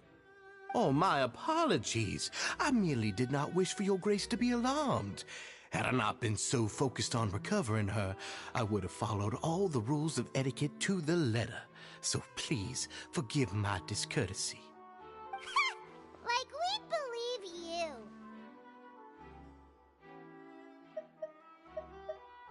Please, there's no need to be upset. It's only natural to want to side with the poor sick girl, but I know His Grace to be a reasonable man. Well then, what if the reasonable man wants to hear the lunatic out? That would be perfectly fine with me. Oh, and just so you know, we've also found the missing Mr. Fasol. I hadn't. Thankfully, he has already returned to his senses. I'm sorry, Your Grace. This is what you're afraid of, correct? I've never seen that thing in my life. Your Grace, I don't think there's anything else she would like to say. Pressuring her will not get you anywhere. It's all right, Avis. As long as you tell me, no matter what it is, it will no longer be able to hurt you. Your Grace! Forget it. I'm sorry, Your Grace. But I... In that case, Avis and I will be off. Miss Avis, please show me your head.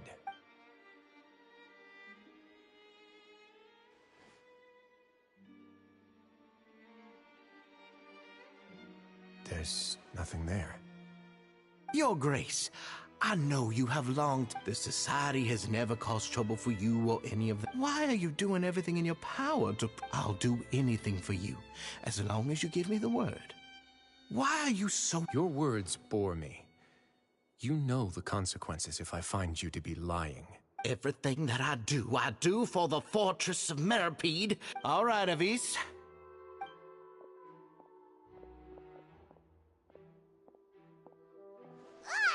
Just what's up with that guy? He makes Paimon... We should have shown him his... Sooner or later, all will pay the price for their arrogance. Oh, he must have been well prepared for this exact scenario, or he wouldn't have dared to be so... The entire society are his hostages. His subordinate... And that's why he dared to bare his fangs right in front of me. The true secret of the society is neither on the hat. Dugier probably knew this from the very beginning, which, however, if we were to look at the rules, it would also seem like the head has to be the... Yeah, none of this makes sense.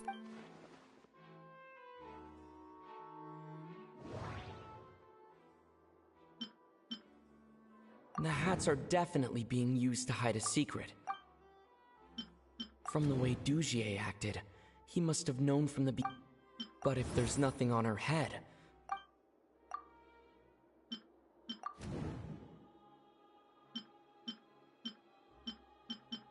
But if there's nothing on her head... The hats are definitely... From the way Dugier acted... I need to think about this a bit.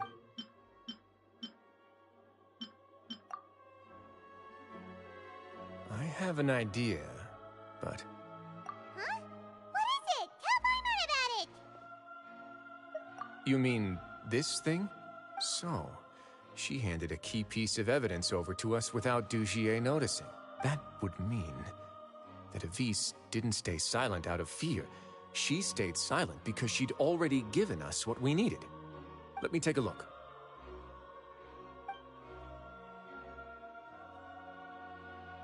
I managed to remove this from the hair clip. It's long, slender, and conical. It's hollow on the inside, and looks something like a cross between a nail and a thorn. Paimon's last again. Let's see. Hey, what are you doing? Wait. Some kind of dark... And some of it has been absorbed by this thorny... You've probably heard before that water is filled with the strongest emotions of humanity. With that in mind, this liquid is... Oh, so that's why even touching it will make you Dugier would be able to censure others. The moment it hits you would be like being flooded with all the terrors you... Agony, desolation, and an overwhelming sense of despair. No wonder they're all so terrified of it. So, was the hat meant to cover up their wounds? And that might not even be all. We can't let Dugier escape with all...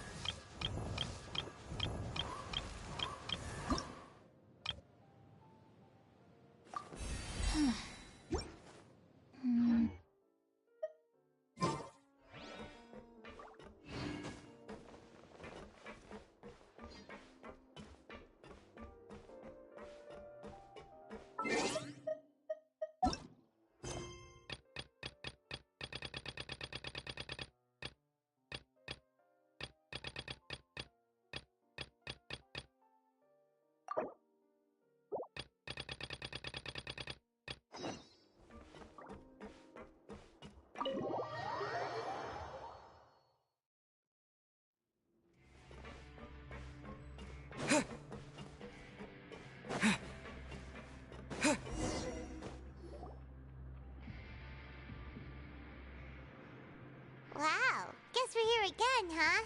There's a real nostalgic feeling to this place. Looks like you've been missing us. Duke! Did you come all the way to the entrance to greet us? Of course.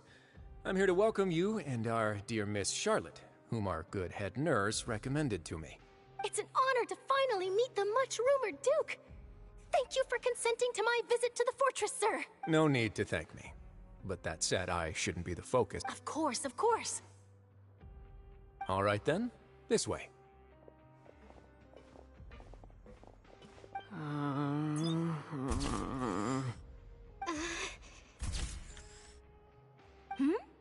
Hey, no need to be so nervous. I've already taken all the photos we need.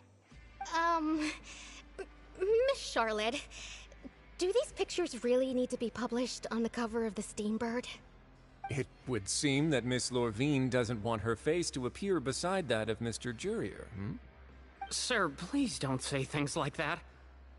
But it looks like dear Mr. Jurier denies it. Might this interview be very important to you, then? No, I just... This is my first time being interviewed, and I'm very thankful to the Steambird for... Now, I might not look it, but I actually did meet Mr. Edwin once. And I'll be honest, I enjoyed chatting with you more. You've definitely got more of that genius vibe going on. The boat that brought about a miracle, the ark that saved the people. Why, you recreated a myth back there, like an emissary of legend. Still, if I might ask, where's that flying ship now? Huh! Looks like Charlotte's trying to get herself another exclusive scoop. I have to apologize, but that ship is presently in the bowels of our factory. I'm afraid it won't be easy for you to get a shot of it. Really? Well, then in that case, could I have an interview with you to make up for that loss?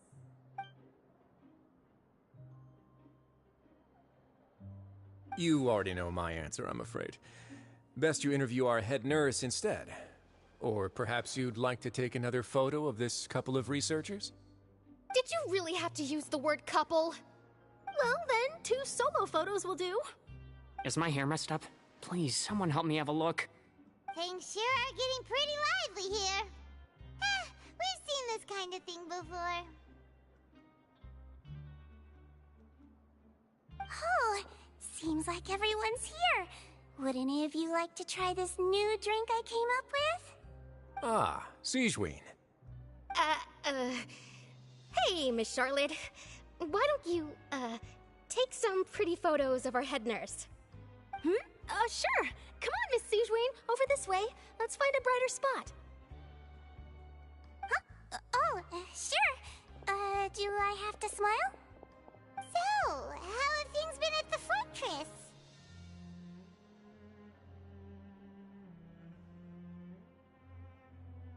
Same old, as you can see. Fontaine's undergone some changes, but this place is still more or less the same. Other than that flying ship, it got a tad too much attention, I think. That's why I decided to let the interview go through. We should direct more public opinions toward the behind-the-scenes heroes. Am I right, Mr. Jurier? Miss Lorvine? You're too kind, sir. I believe that you too should have your day in the sun. Not that you would want that, which is a pity. I'll just leave the spotlight to you two.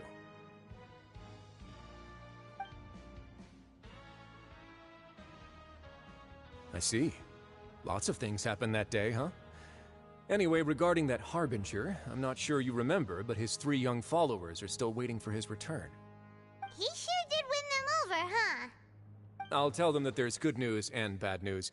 The good being that their boss seems fine, and the bad being that they must face extended sentences for abetting his escape. Oh, actually, what about you?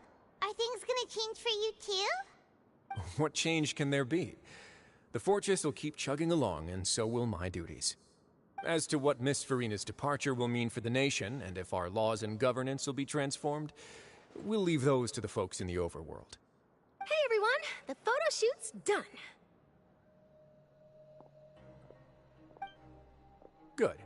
In that case, let's call it a day here. Thanks for your cooperation. Come on, Traveler, let's go. Till next time, everyone. There'll be a next time? Maybe. Who knows? I might write a story about the underwater factory next time. Until then! All right, last stop, the docks.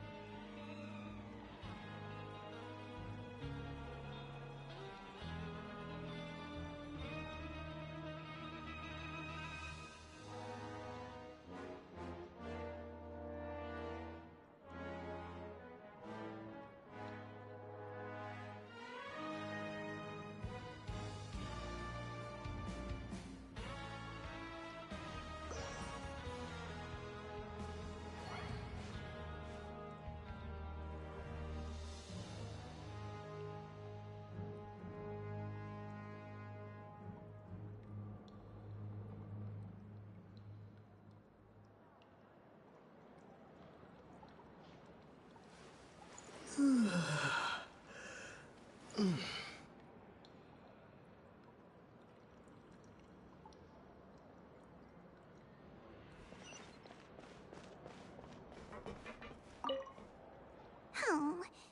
you know, I'd love to see you in one of Charlotte's photo shoots one day. Is that really necessary? Our line of work doesn't really require much photographing. It's precisely because we don't need the picture that they'll have value as keepsakes. You don't really look all that opposed to the idea, you know. Maybe I'm just happy that I managed to once again avoid the spotlight. I think this interview went well either way. Yes, you successfully kept prying eyes away by using Mr. Jurier and Miss Lorvine as shields. Very good. You should be happy for them. They have a bright future ahead of them.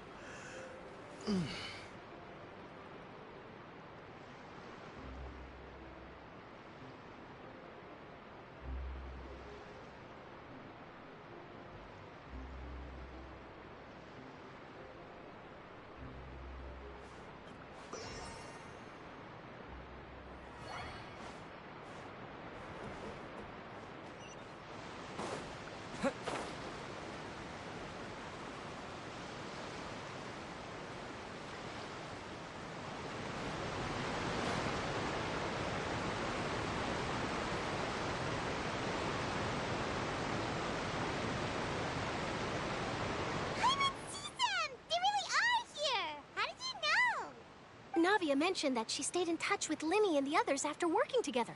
Apparently, they've been at the docks distributing these strange pockets the whole time since. Traveler, Paimon. Ah, and Miss Charlotte, too. Would you like a magic pocket? What sort of gadget is it? It's a wondrous bag that can be used to carry many things. The water level has returned to normal, but if you see any of your things floating around, you can use this to carry them. Or you could trick a friend into doing it for you. Trick a friend?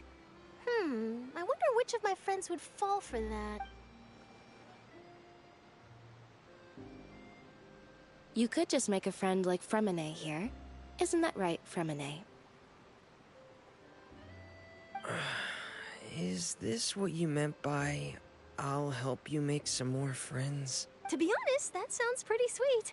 Could I have your contact, please? Sure. Please, write down my address.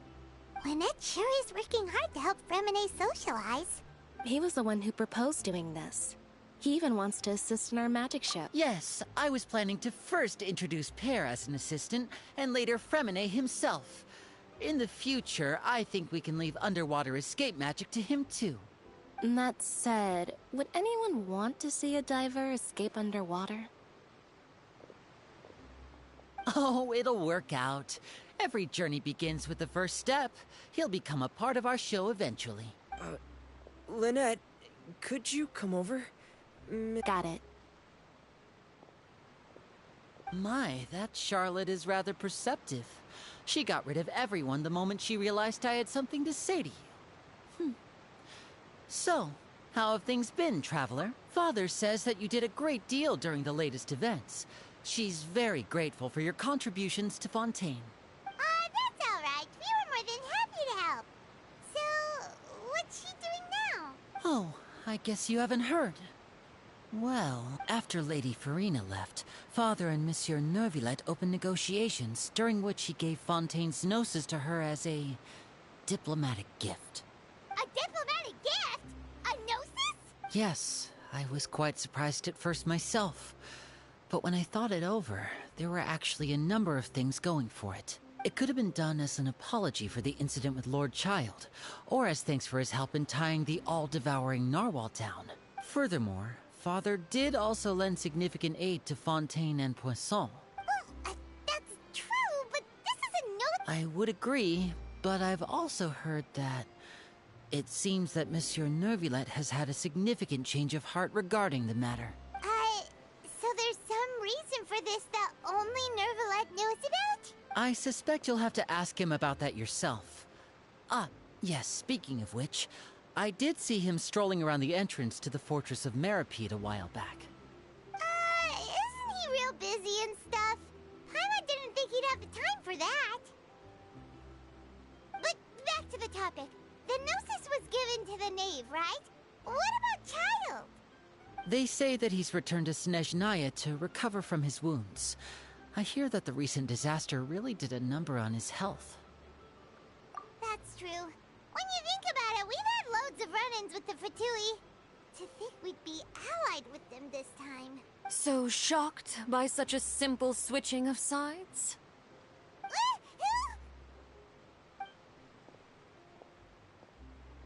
Father! Well, what do you know? Come to the docks to see how my children are doing and meet the Traveler by chance. Please do not pay my accomplishments in Fontaine too much mind. I would have done them regardless. Are you going to take the gnosis back to Snezhnaya? That is our duty as harbingers, yes. Don't be too preoccupied with sides. The goal of the Fatui concerns not a single place or person, but the entire world. With such a grand goal in mind, it is inevitable that we must wear many masks. Switching my masks is something I've always done. Well, that depends on many things. No one truly knows what the future holds. What good is honesty if you can't rely on it forever? As for you, I very much look forward to our next collaboration. Good things cannot be achieved alone, and you've proved yourselves to be great partners. A vision? All right. I'll remember to return it. Thank you for keeping it safe for him this entire time. And that's a wrap for me. Huh? You... Greetings, Miss Journalist. Hello. If I'm not mistaken... That is correct. So forgive me, but I will not be able to serve as a subject in your article. However, feel free to write as much as you'd like about our dear magicians and our upcoming rookie talent. I will. The sea breeze is quite pleasant. I shall continue my walk while the weather remains so agreeable. Farewell. Farewell, Father. Oh, she has such an intimidating presence. I didn't even dare to take a picture. Thankfully, I've already wrapped up all my pre-scheduled interviews. Thank you all. This'll be more than enough for me to write about, I'm sure. Don't be too nervous. Why don't you take a magic pocket before you go? Here, Traveler, Paimon, you take one too. To move things about? That's right. Funny. I was giving out magic pockets when we first met too. And what do you know? I'm doing the exact same thing right now. So many things have happened, but the pockets are still the pockets. I guess this must be life. We will all follow our own paths, and serendipity will lead you to your fated friends. All right then. We'll be handing out pockets in some other districts later, so we'll get going now. Have a good day, you two.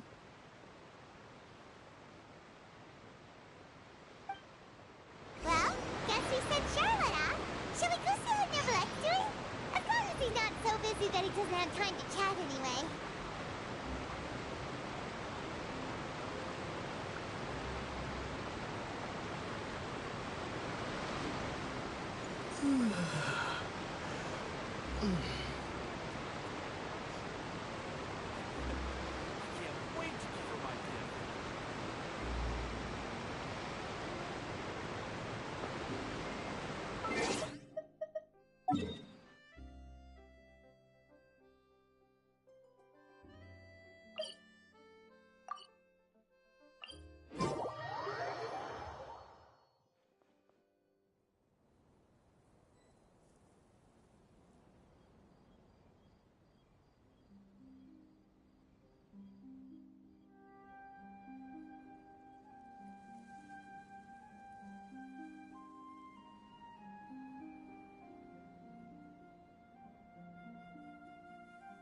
Seems like the stories here never have a happy ending.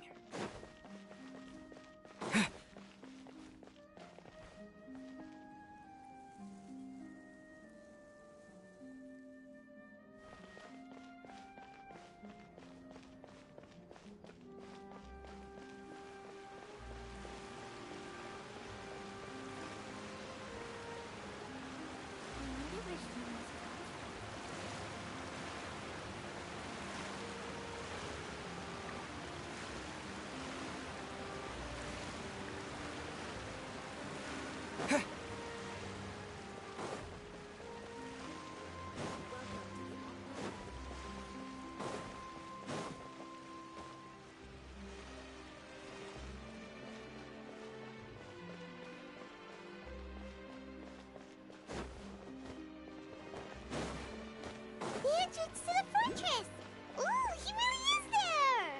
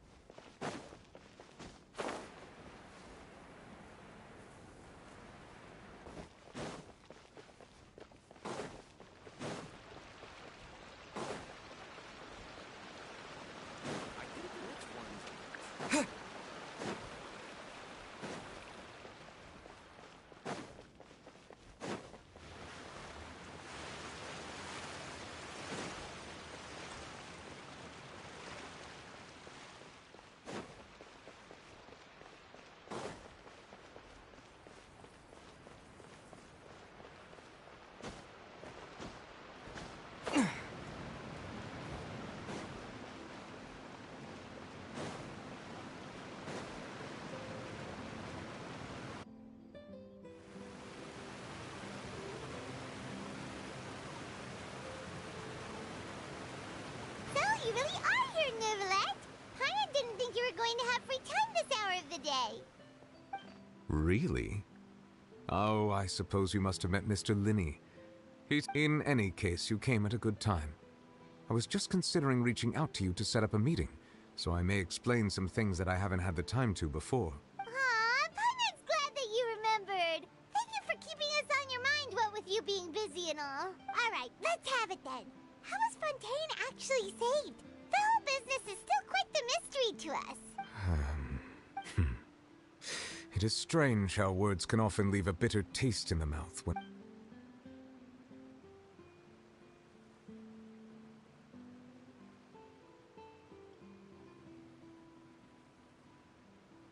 Whoa.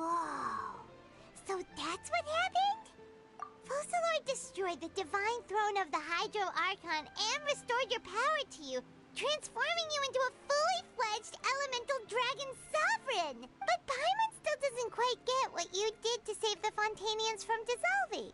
For me, the authority of the ancient dragons refers to absolute control over the hydro element.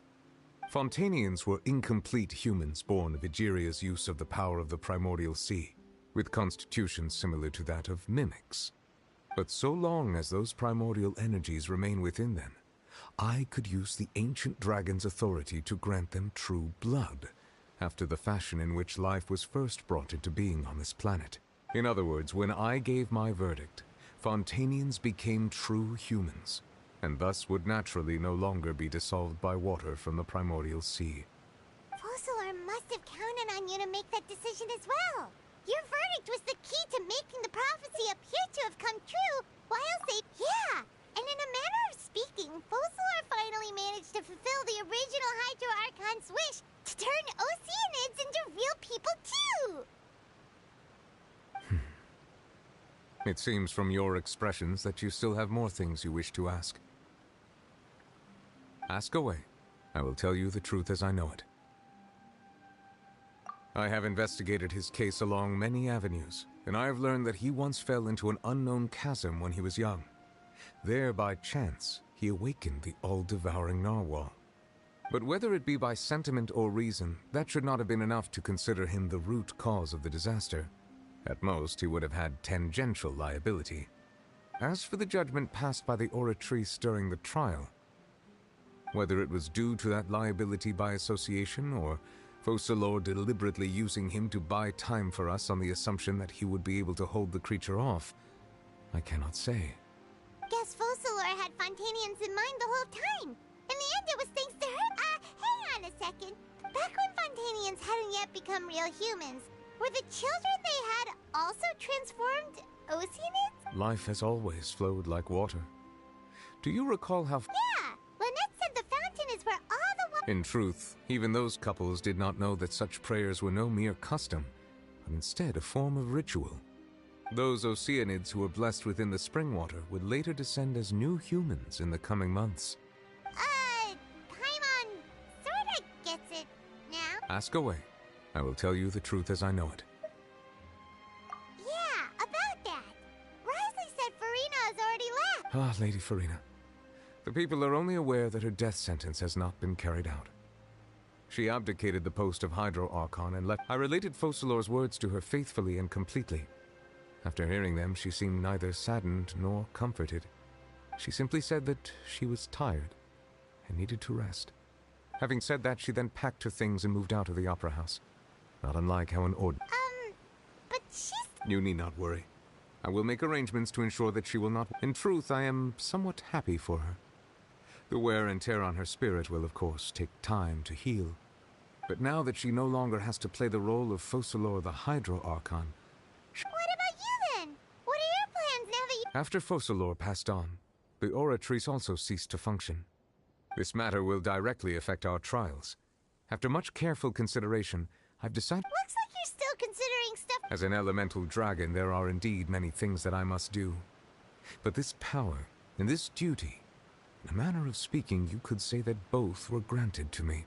As such, before I attend to my other responsibilities, I must first and foremost continue to serve Fontaine as its highest judge. The duty of the Hydro Sovereign and the duty of the Iudex shall coexist within my person. Additionally, the Hydro Archon's departure has brought about another problem, which is that the Opera House shall no longer produce indemnitium. That's true. That power was derived from... Wait, but the various mechs and machines in the city are all still... As I am now, I have full command over New Musia, and it can serve as a complete substitute. Wow. This ancient dragon's authority... Ask away. I will tell you the truth as I know it. Oh, that's right! They say you've given it to the nation... Leaving aside their intentionality, the two Fatui Harbingers have indeed done much for us during this crisis. Their sole remaining goal in Fontaine, at least at this point, would seem to be the Gnosis. The Oratrice has ceased to function. The Hydro Archon's divine throne is now no more, and I do not need the Gnosis's power.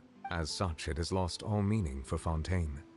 If the Fatui have impure designs, then we might as well accede to their request now, and avoid unnecessary conflict.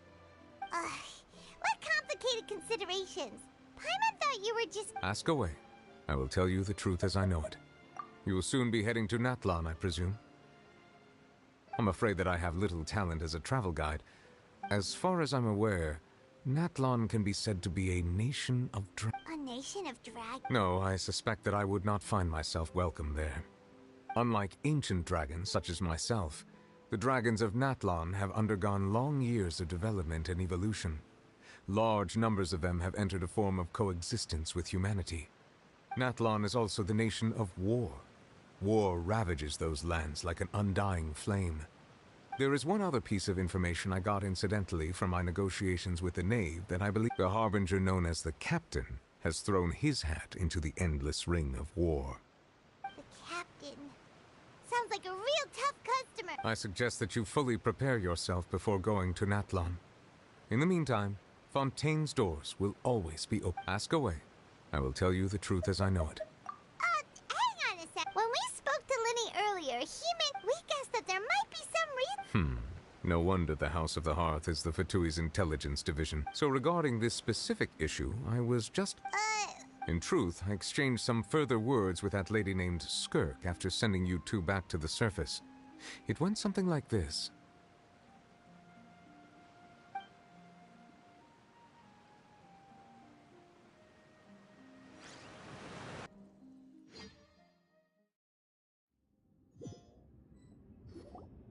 Well, we're going to head topside to see what's going on. You hurry over soon as well, all right, Nervalet? What next? The all-devouring narwhal isn't here, so I'm no longer getting any interference. I can finally catch the scent of your power, what it's made of. It is the authority of the planet's primordial dragons, but with something very similar to a god's curse mixed in. It's quite a novel blend. I'm sure I've encountered something like this before. What was it again? I do not know what you speak of. Ah, of course. How could I forget? You should have the remains of the third descender on your person, yes? Remains? I've never heard of any such thing. According to your parlance, I believe it may be called a gnosis. Well, that much is true. After Focalor's divinity faded, she handed her gnosis to me. But I fear I have never heard of it described in the manner that you just did. I've been training with my master, the Foul, ever since I was young, and I have never returned to the surface since. So most of the information I possess, I got from him. It is only natural for those who are greater than humanity to possess a different sort of common sense, which is why there are so many problems in our attempts to communicate with humans. Regardless, you should probably get rid of objects of misfortune to prevent any disasters from befalling you. To live in itself is a blessing. But once a person dies, the bonds he once had with this world shall all turn to curses. What do you mean by that? No need to fret. These are just my personal thoughts, and my reason for no longer wishing to return to the surface. This third descender you refer to, who are they?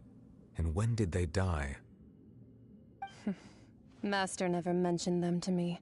Perhaps it just wasn't that important for me to know. If you're interested, though, I could ask him. I'll be sure to pass the answer on to you next time. Next time? You believe we will meet again? I do. Wait. I have a disciple of my own, don't I? He can be the messenger then.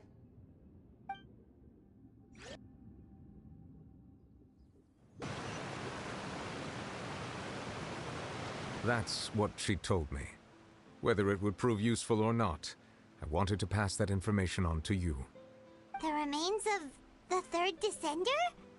So that's what the Gnosis actually are.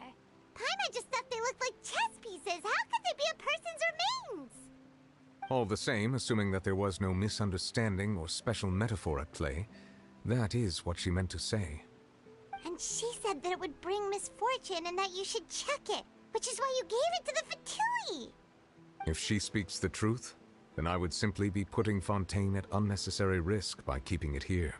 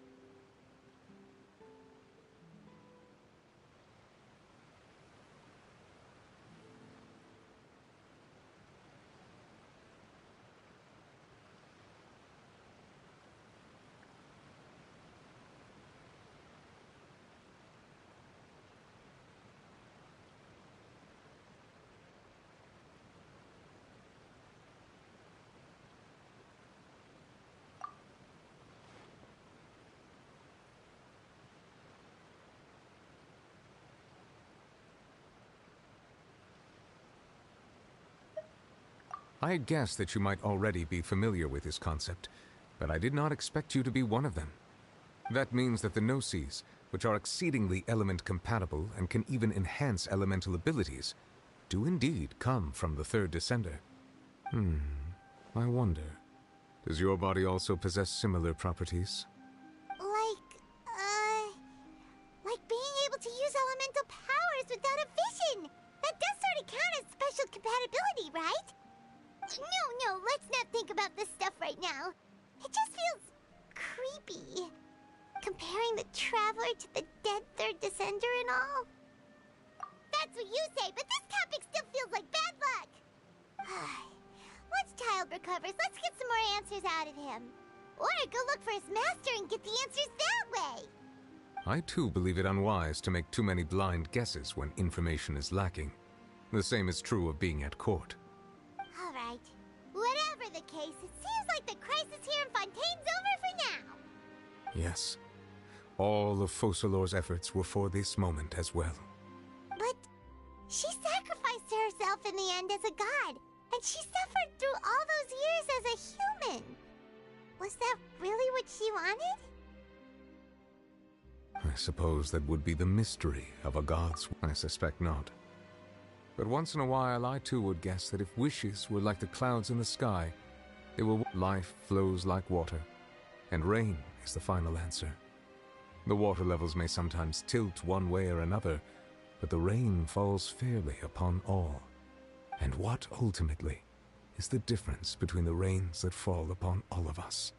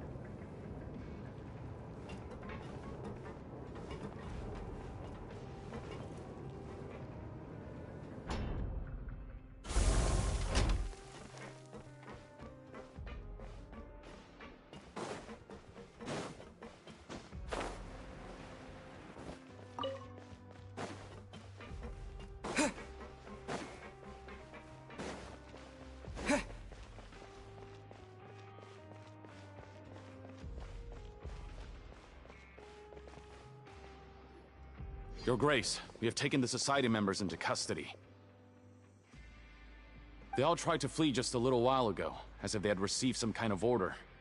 We decided to forestall their plan, and were just about to send the word when you unexpectedly arrived. Great work, everyone. You had prepared for something like this all along? I had them stay here to keep an eye on things, so I'm glad that my intuition turned out to be correct. Perform a thorough search of the Society's headquarters and bring all the members to me. Understood, Your Grace. Now, let's check on them. As expected, they all have a hollow thorn inserted into a wound on their head. Ooh! Paimon's glad her eyesight isn't so good that she can see it from here. Paimon's gonna float away for a bit. They probably left it there as a lasting reminder of Dugier's censure. These people must have had to endure an unimaginable amount of pain.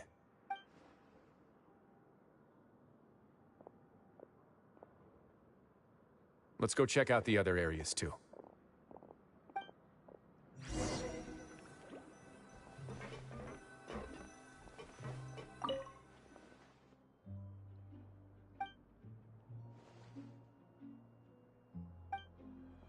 Hey, come here!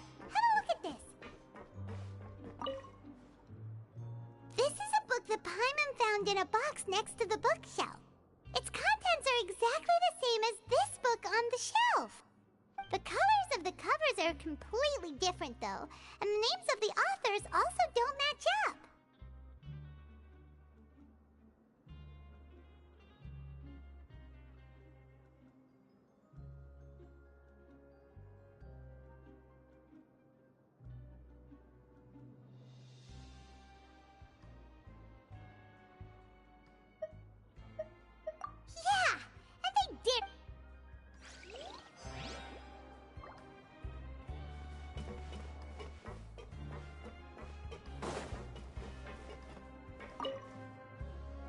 Look at what I found.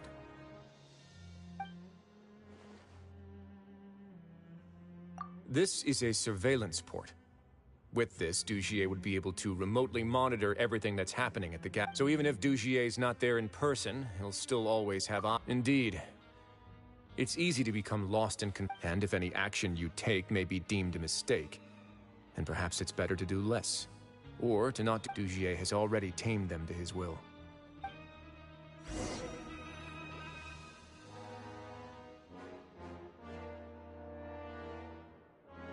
Your Grace! Your Grace! What's the matter? We couldn't find any Society members in the other areas. It also seems like none of the equipment, the lime scale, the layers of dust. We also investigated the members' residences and weren't able to find anything. Oh. They're gone? That could only mean... Indeed. As long as he allowed Society members to mingle with others. Meanwhile, this marvelous gathering place will lose all of its value. So instead of being his real base, this is just an elaborate performance. And only the most docile and well-trained members... But then... where... Let me think. Dugier must be holding all the rest of his members in another place.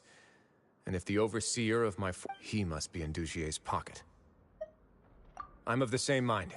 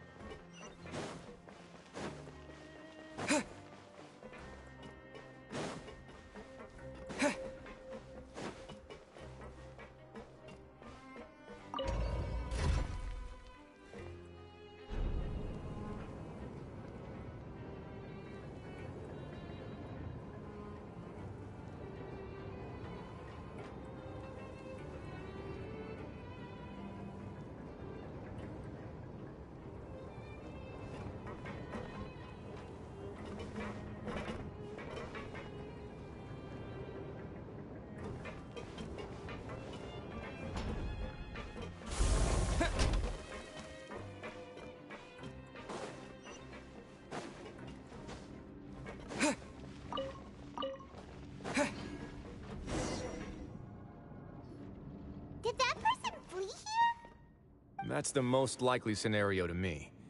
He's probably already caught wind of Dugier's declaration of war against me, and has fled to seek his protection. Let's keep heading down. There are some abandoned areas in there. Since he needs space, I'd guess Dugier probably converted them into his headquarters. We should be on the right track. Now we just need to find that turncoat. Let's go. We can take this path. You guys take the other.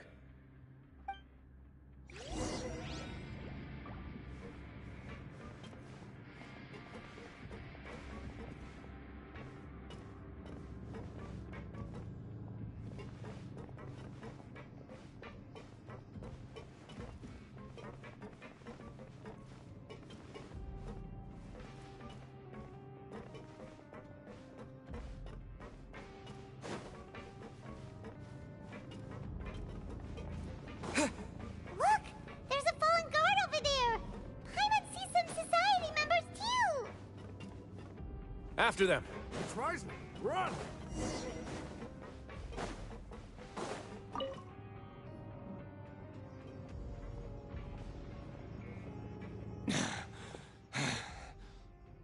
Did Dugier send you? What? Come on!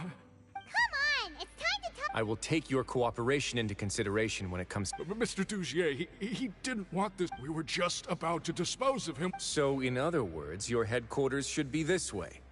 Yes, it's just down this way. You'll make it there once you've seen it. Guards, take them away. Let's go. It's about time that...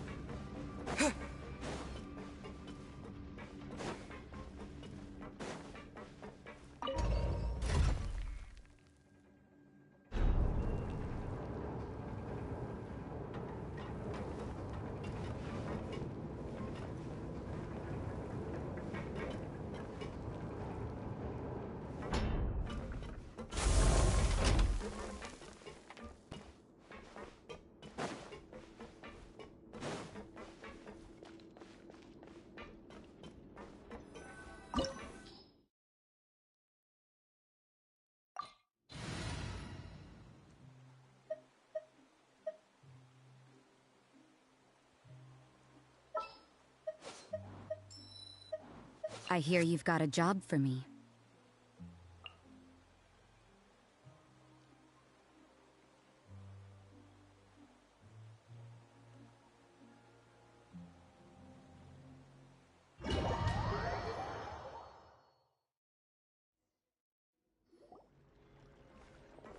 There's so much space down here. Yeah, these are all former work areas.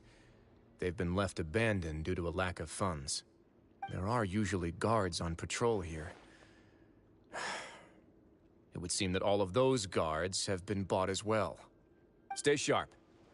He's got a ton of surprises waiting for us, I'm sure.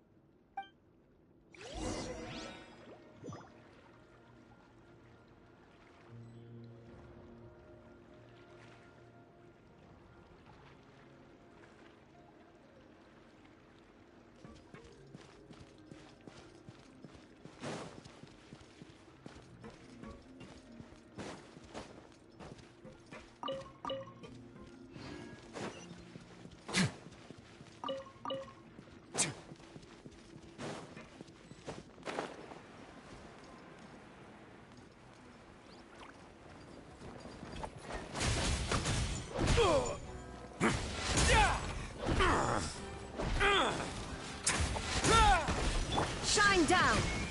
Judgment! Punishment! Don't get frostbite. Cool it. Let's begin.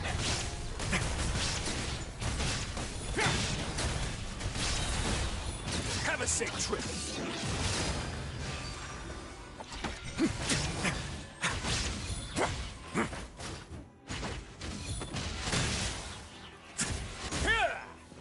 Away now.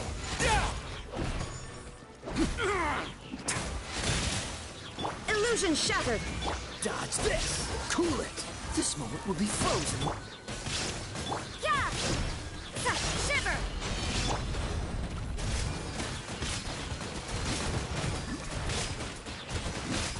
Water jet! Yeah! Yeah!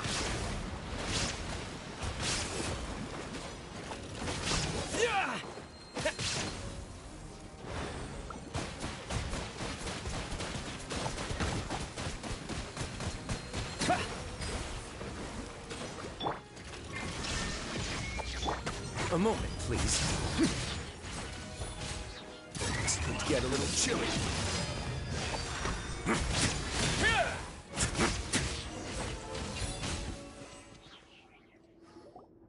Hey, are you okay? You're safe now. Just follow the guards and leave this place. Who knew that there'd be Gardamex here? Dujier really prepared for everything. And that would explain the strange decommission requests I received, as well as account for all the Gardamex that had mysteriously gone missing. Seems like he's prepared for an all-out confrontation with me. Hey, what's this? Seems like some kind of handbook. Let me see.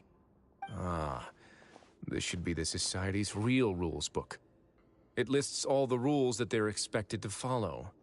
Members are not permitted to speak to each other or to leave without formal permission. 5 members shall form a group, and the whole group will be punished for any single member's wrongdoings.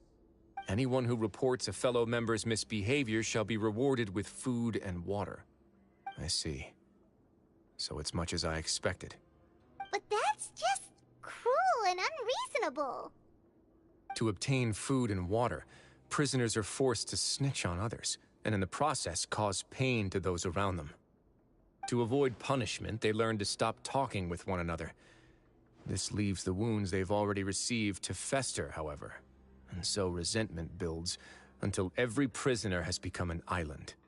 Finally, isolated and without hope, they accept their fate as Dugier's slaves. Do you remember what happened to Paimon? She rejected all the snacks in the box once she was spooked by that black gem. She's usually all for tasty snacks, but she chose to go against her instincts after a negative experience. Ugh, is that the best example you could come up with? Anyway, Paimon still thinks she made the right decision, and never hurts to be careful. No, your decision was valid. However, it's also valid to interpret that as a decision that you only made under emotional duress. The human heart is like a raft in a vast and empty ocean. We convince ourselves that we're in control, but in truth, a single wave could sweep us off course and send us crashing into the path of a storm. Those who use fear to lead others astray must pay for that crime.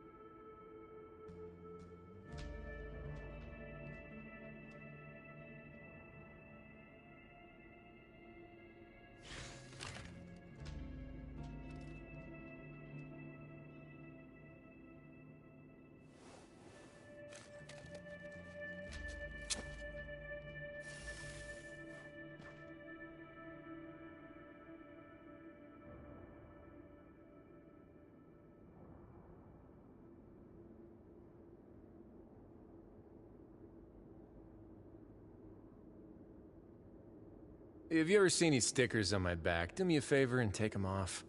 Malazines like to play pranks sometimes.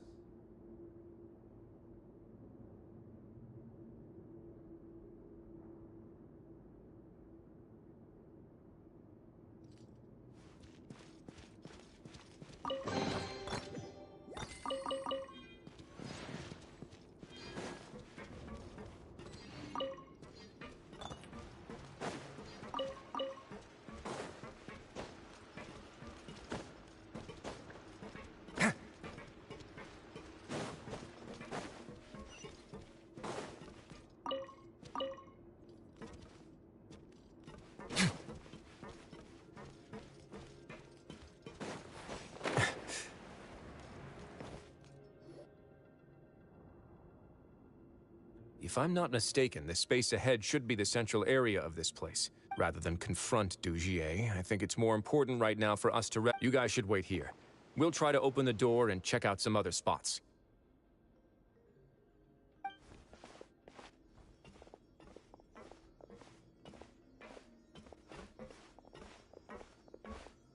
Open the door.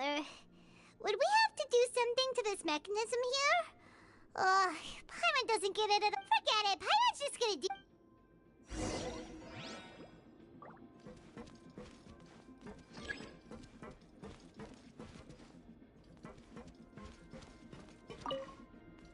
Whoa! It's turning! Is it because we touched this thing? The other side's open! Let's go.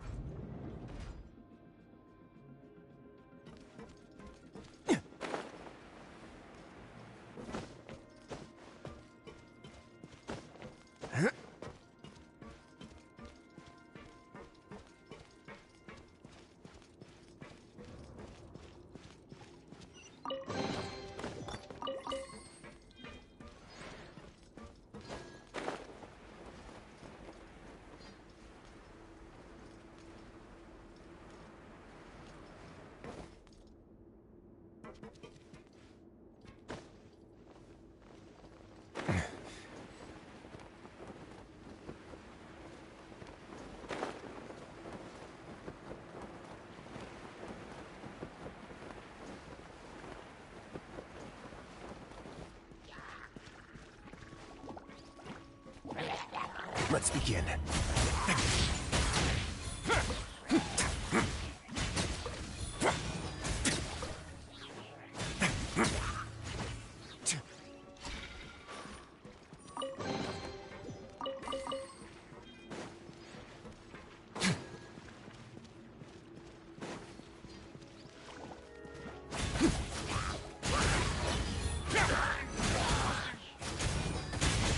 Shine down! Have a safe trip.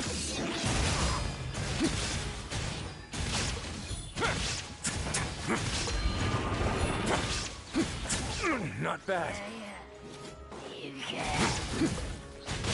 Run away now.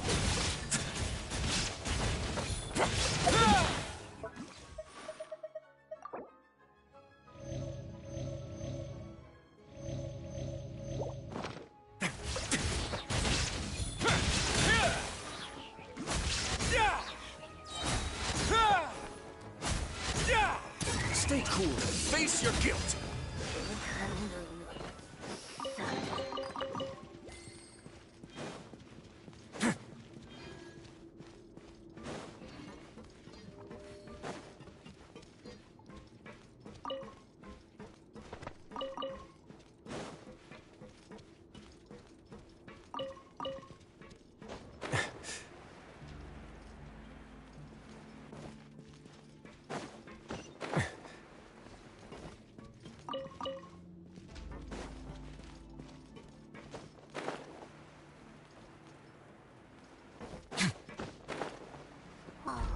It's so high!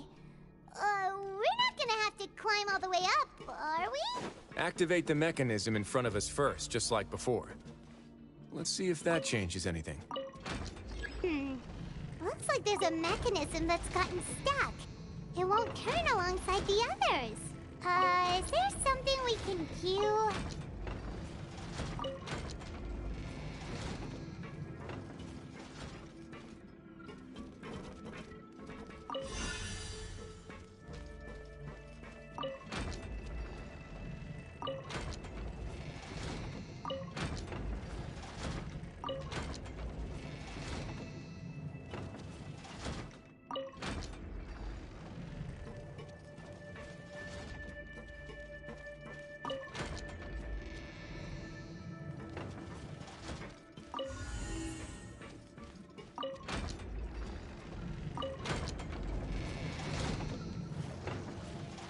Ooh, the water level's gone way up.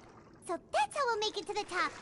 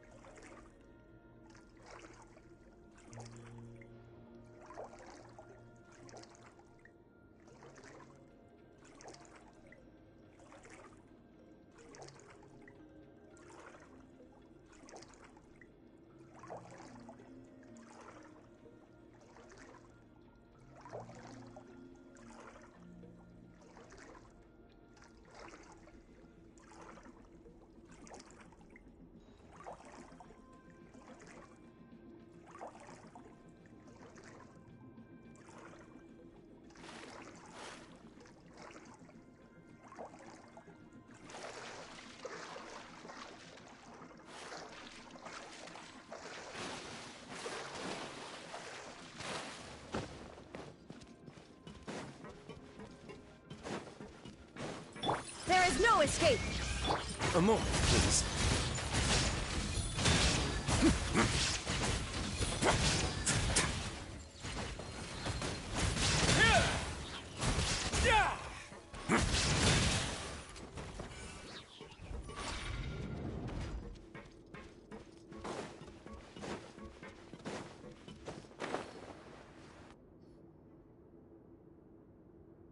These should be the prison cells. Lots of empty cells in here. Dugier's probably moved them elsewhere already. Let's still rescue the ones who got left behind, though. Every person counts.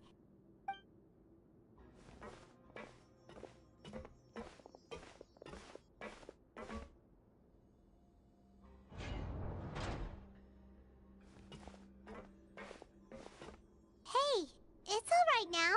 You can leave this place. No. No, I won't try to leave anymore. I'll never try to leave again. Someone close to me. I don't want any trouble. No, we're not gonna do that.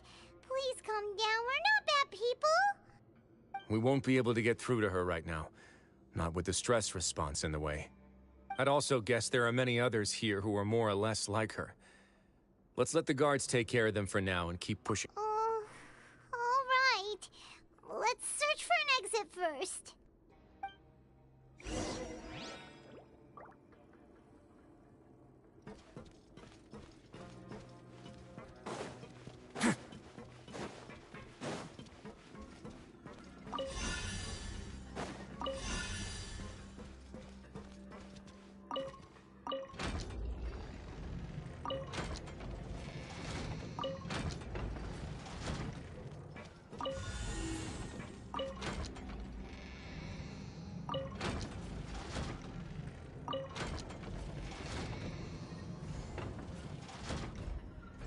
The door's open.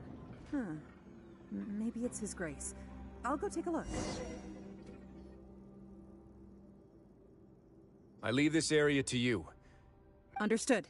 And please take care as well, Your Grace. Just focus on the tasks you've been given. Let's go back. We have unfinished that mechanism from the first room. Maybe we'll also need to hold it in place using this. Don't forget to bring these along.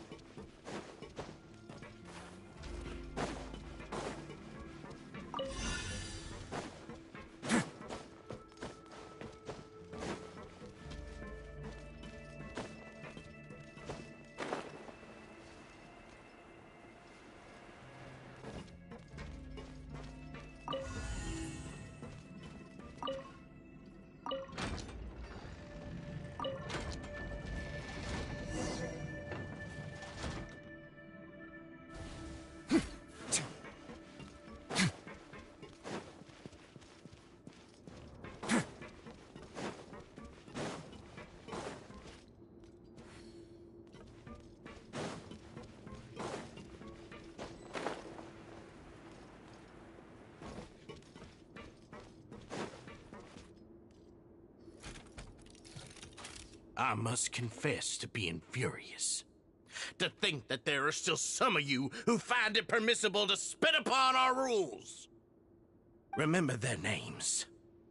Fasal and Avis. They've betrayed you, betrayed us. And today you will see with your own eyes what'll happen to those who betray our cause. Go on, Avis. Pierce his skull with the thorn in your... Of course. You will do it one drop at a time. Let it do its magic again and again, and don't... Thistle. I'm sorry. Oh, shut your wretched mouths! My rules are the paramount law of this place. Only more pain will come to those who dare to disobey. That's enough, Dugier. Your rabid screams have been beyond nauseating. Is that... Oh, Risley. I knew you would come, but must you still refuse to let me be? Did I not spell everything out for you already? It would seem that you can't see the difference between sharing and looting. Look at your people. Are they not You. Stop. Have you forgotten? Nobody in this blasted fortress is... What's so wrong about punishing those who deserve to be punished? And please, are you really gonna tell me that you care about their lives and well-being when you just need a supply of labor to keep this... Sadly, you're wrong on both counts. Unlike you, I've never seen them as currency. The fortress is not only a place for confinement, but also a place for rebirth. Just as people are free to give in to the darkness within their hearts, they are also free to seek redemption and a new beginning.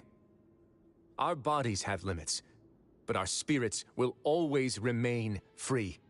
They may have made mistakes, but they are still human beings with people and things that they cherish.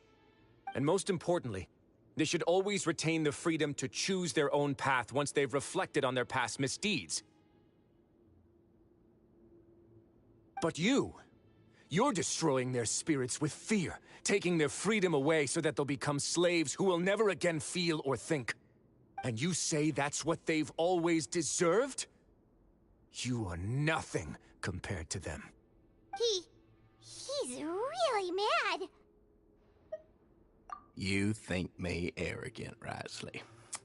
Well, I think you're too young and naive. You understand nothing of this world. Nobody actually sees this fortress as any kind of just a wonderful place. See it for what it is. A dumping ground of pain and misery, irredeemable now and irredeemable forever. No prisoner will listen to you out of gratitude of their hearts. Had you been just one step slower, I would have already taken control of all the garden mechs in this place. Your vision gives you strength. But how long will it hold against these powerful constructs? You talk big, but in the end, you know nothing outside of power and control. In that case, let me give you a small taste of what real power looks like.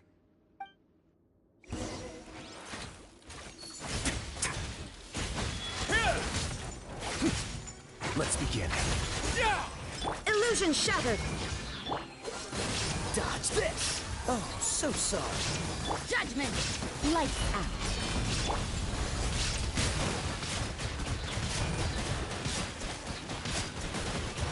Water jet! Bombs away! Shine down!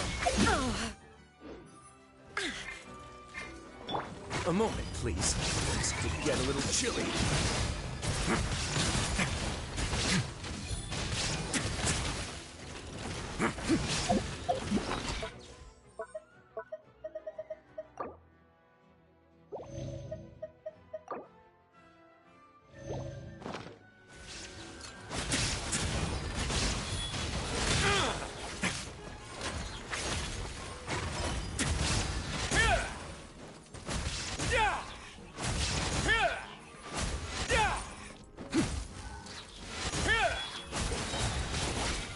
Have a safe trip.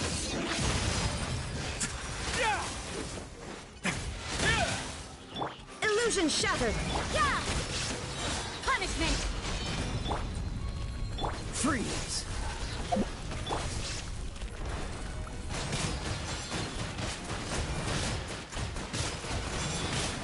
Go! Don't run away now.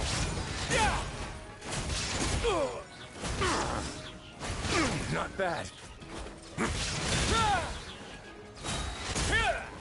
Stay cool and face your guilt.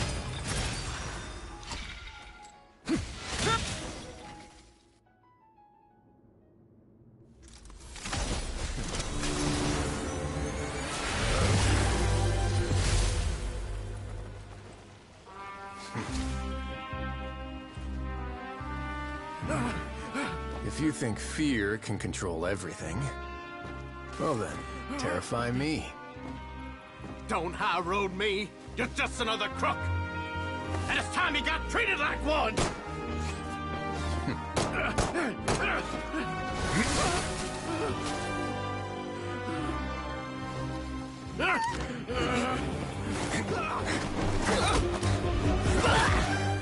What's the matter? Too scared to shoot straight? I'm warning you. Unauthorized punishment and torture are prohibited here. As the Duke, you should set an example. Funny how that slipped my mind. Well, from this point on, you can forget about that rule. The rules of the fortress are there to keep the likes of you in check. But if the Duke wants somebody dead, he needs no justification. Understood.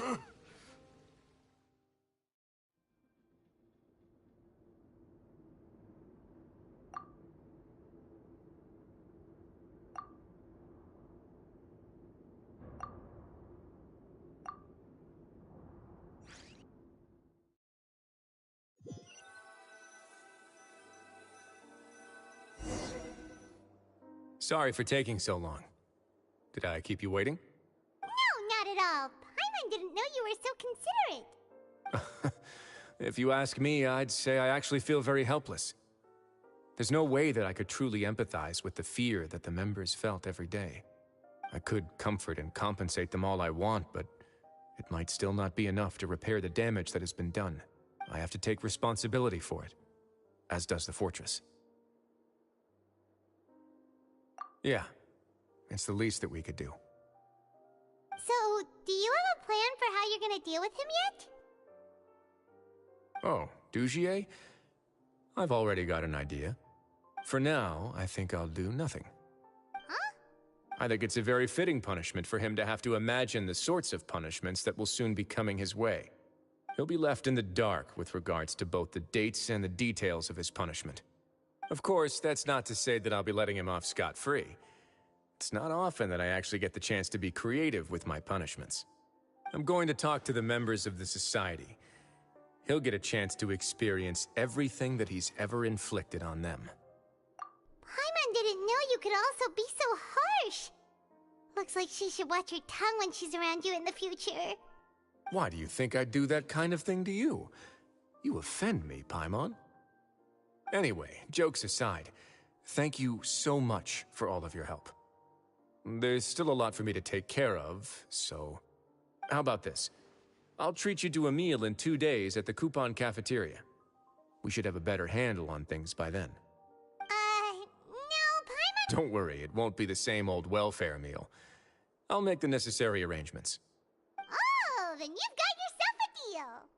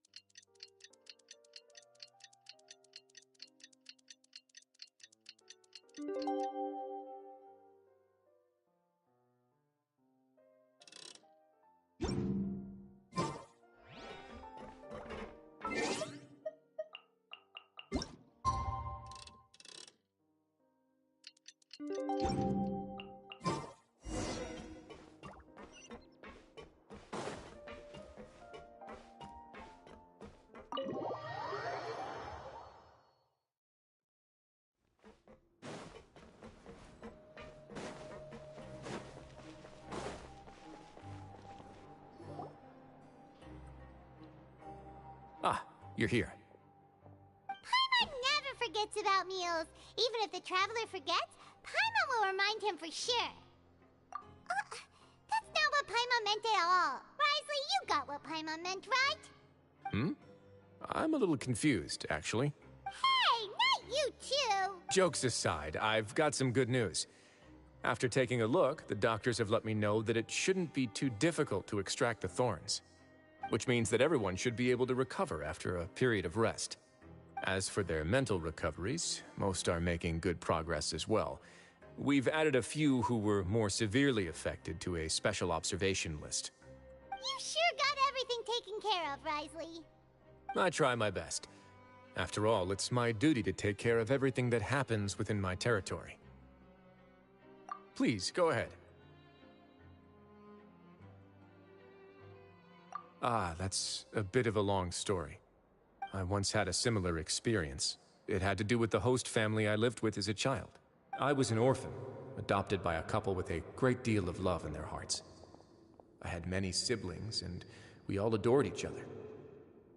Once we were older, Mom and Dad would turn us over to be individually adopted by families of greater means, and go on to adopt more young children.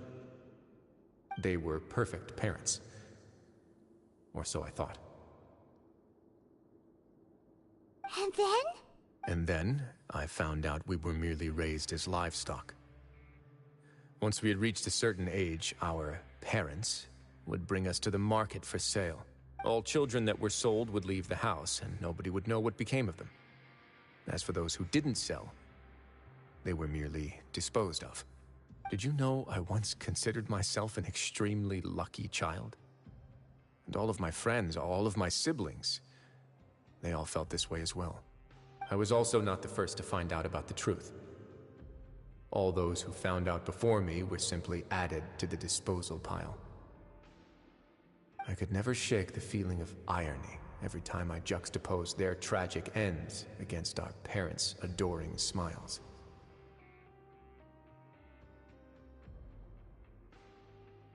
Yes. Like the society, my parents created a facade of joy, lied to satiate their desires, and even employed incredibly cruel methods to keep their grasp on power. They did all of that, but never considered how their actions would utterly ruin all the children they took under their wing. Worse, perhaps they never cared about that at all. But I did. So in the end, I killed them and set all of the remaining children free.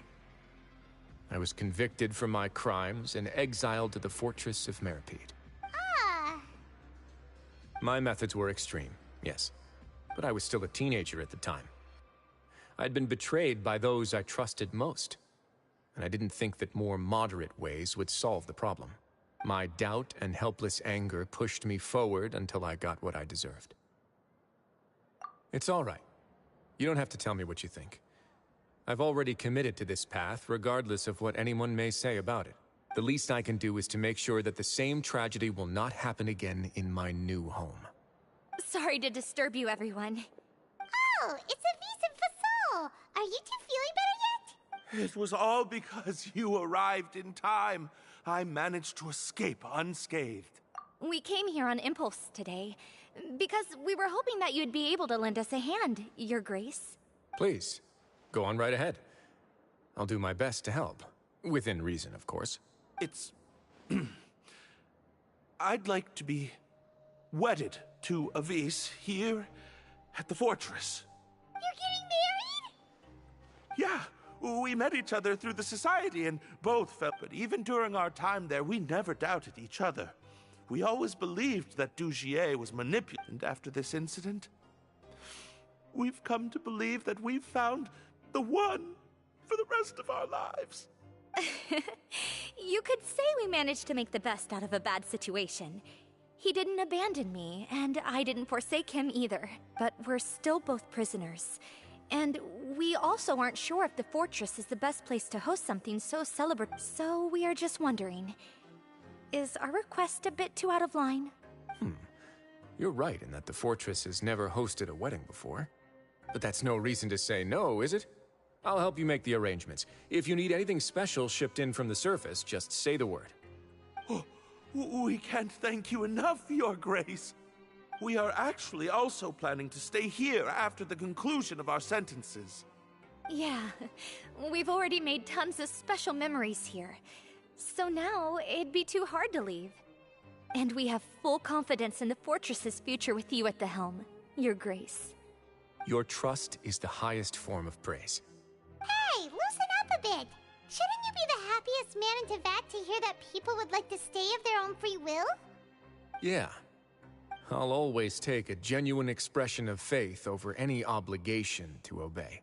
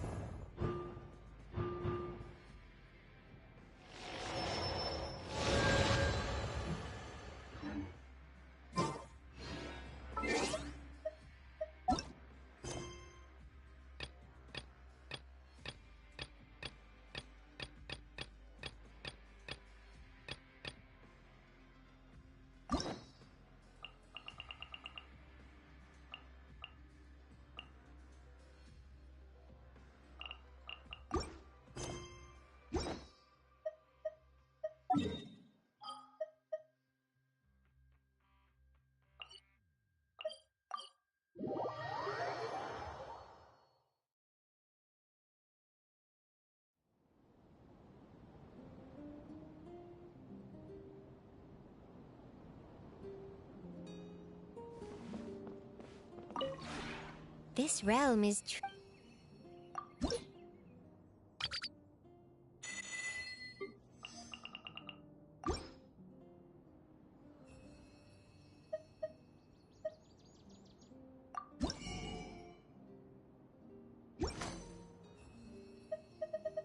If you ever have any questions...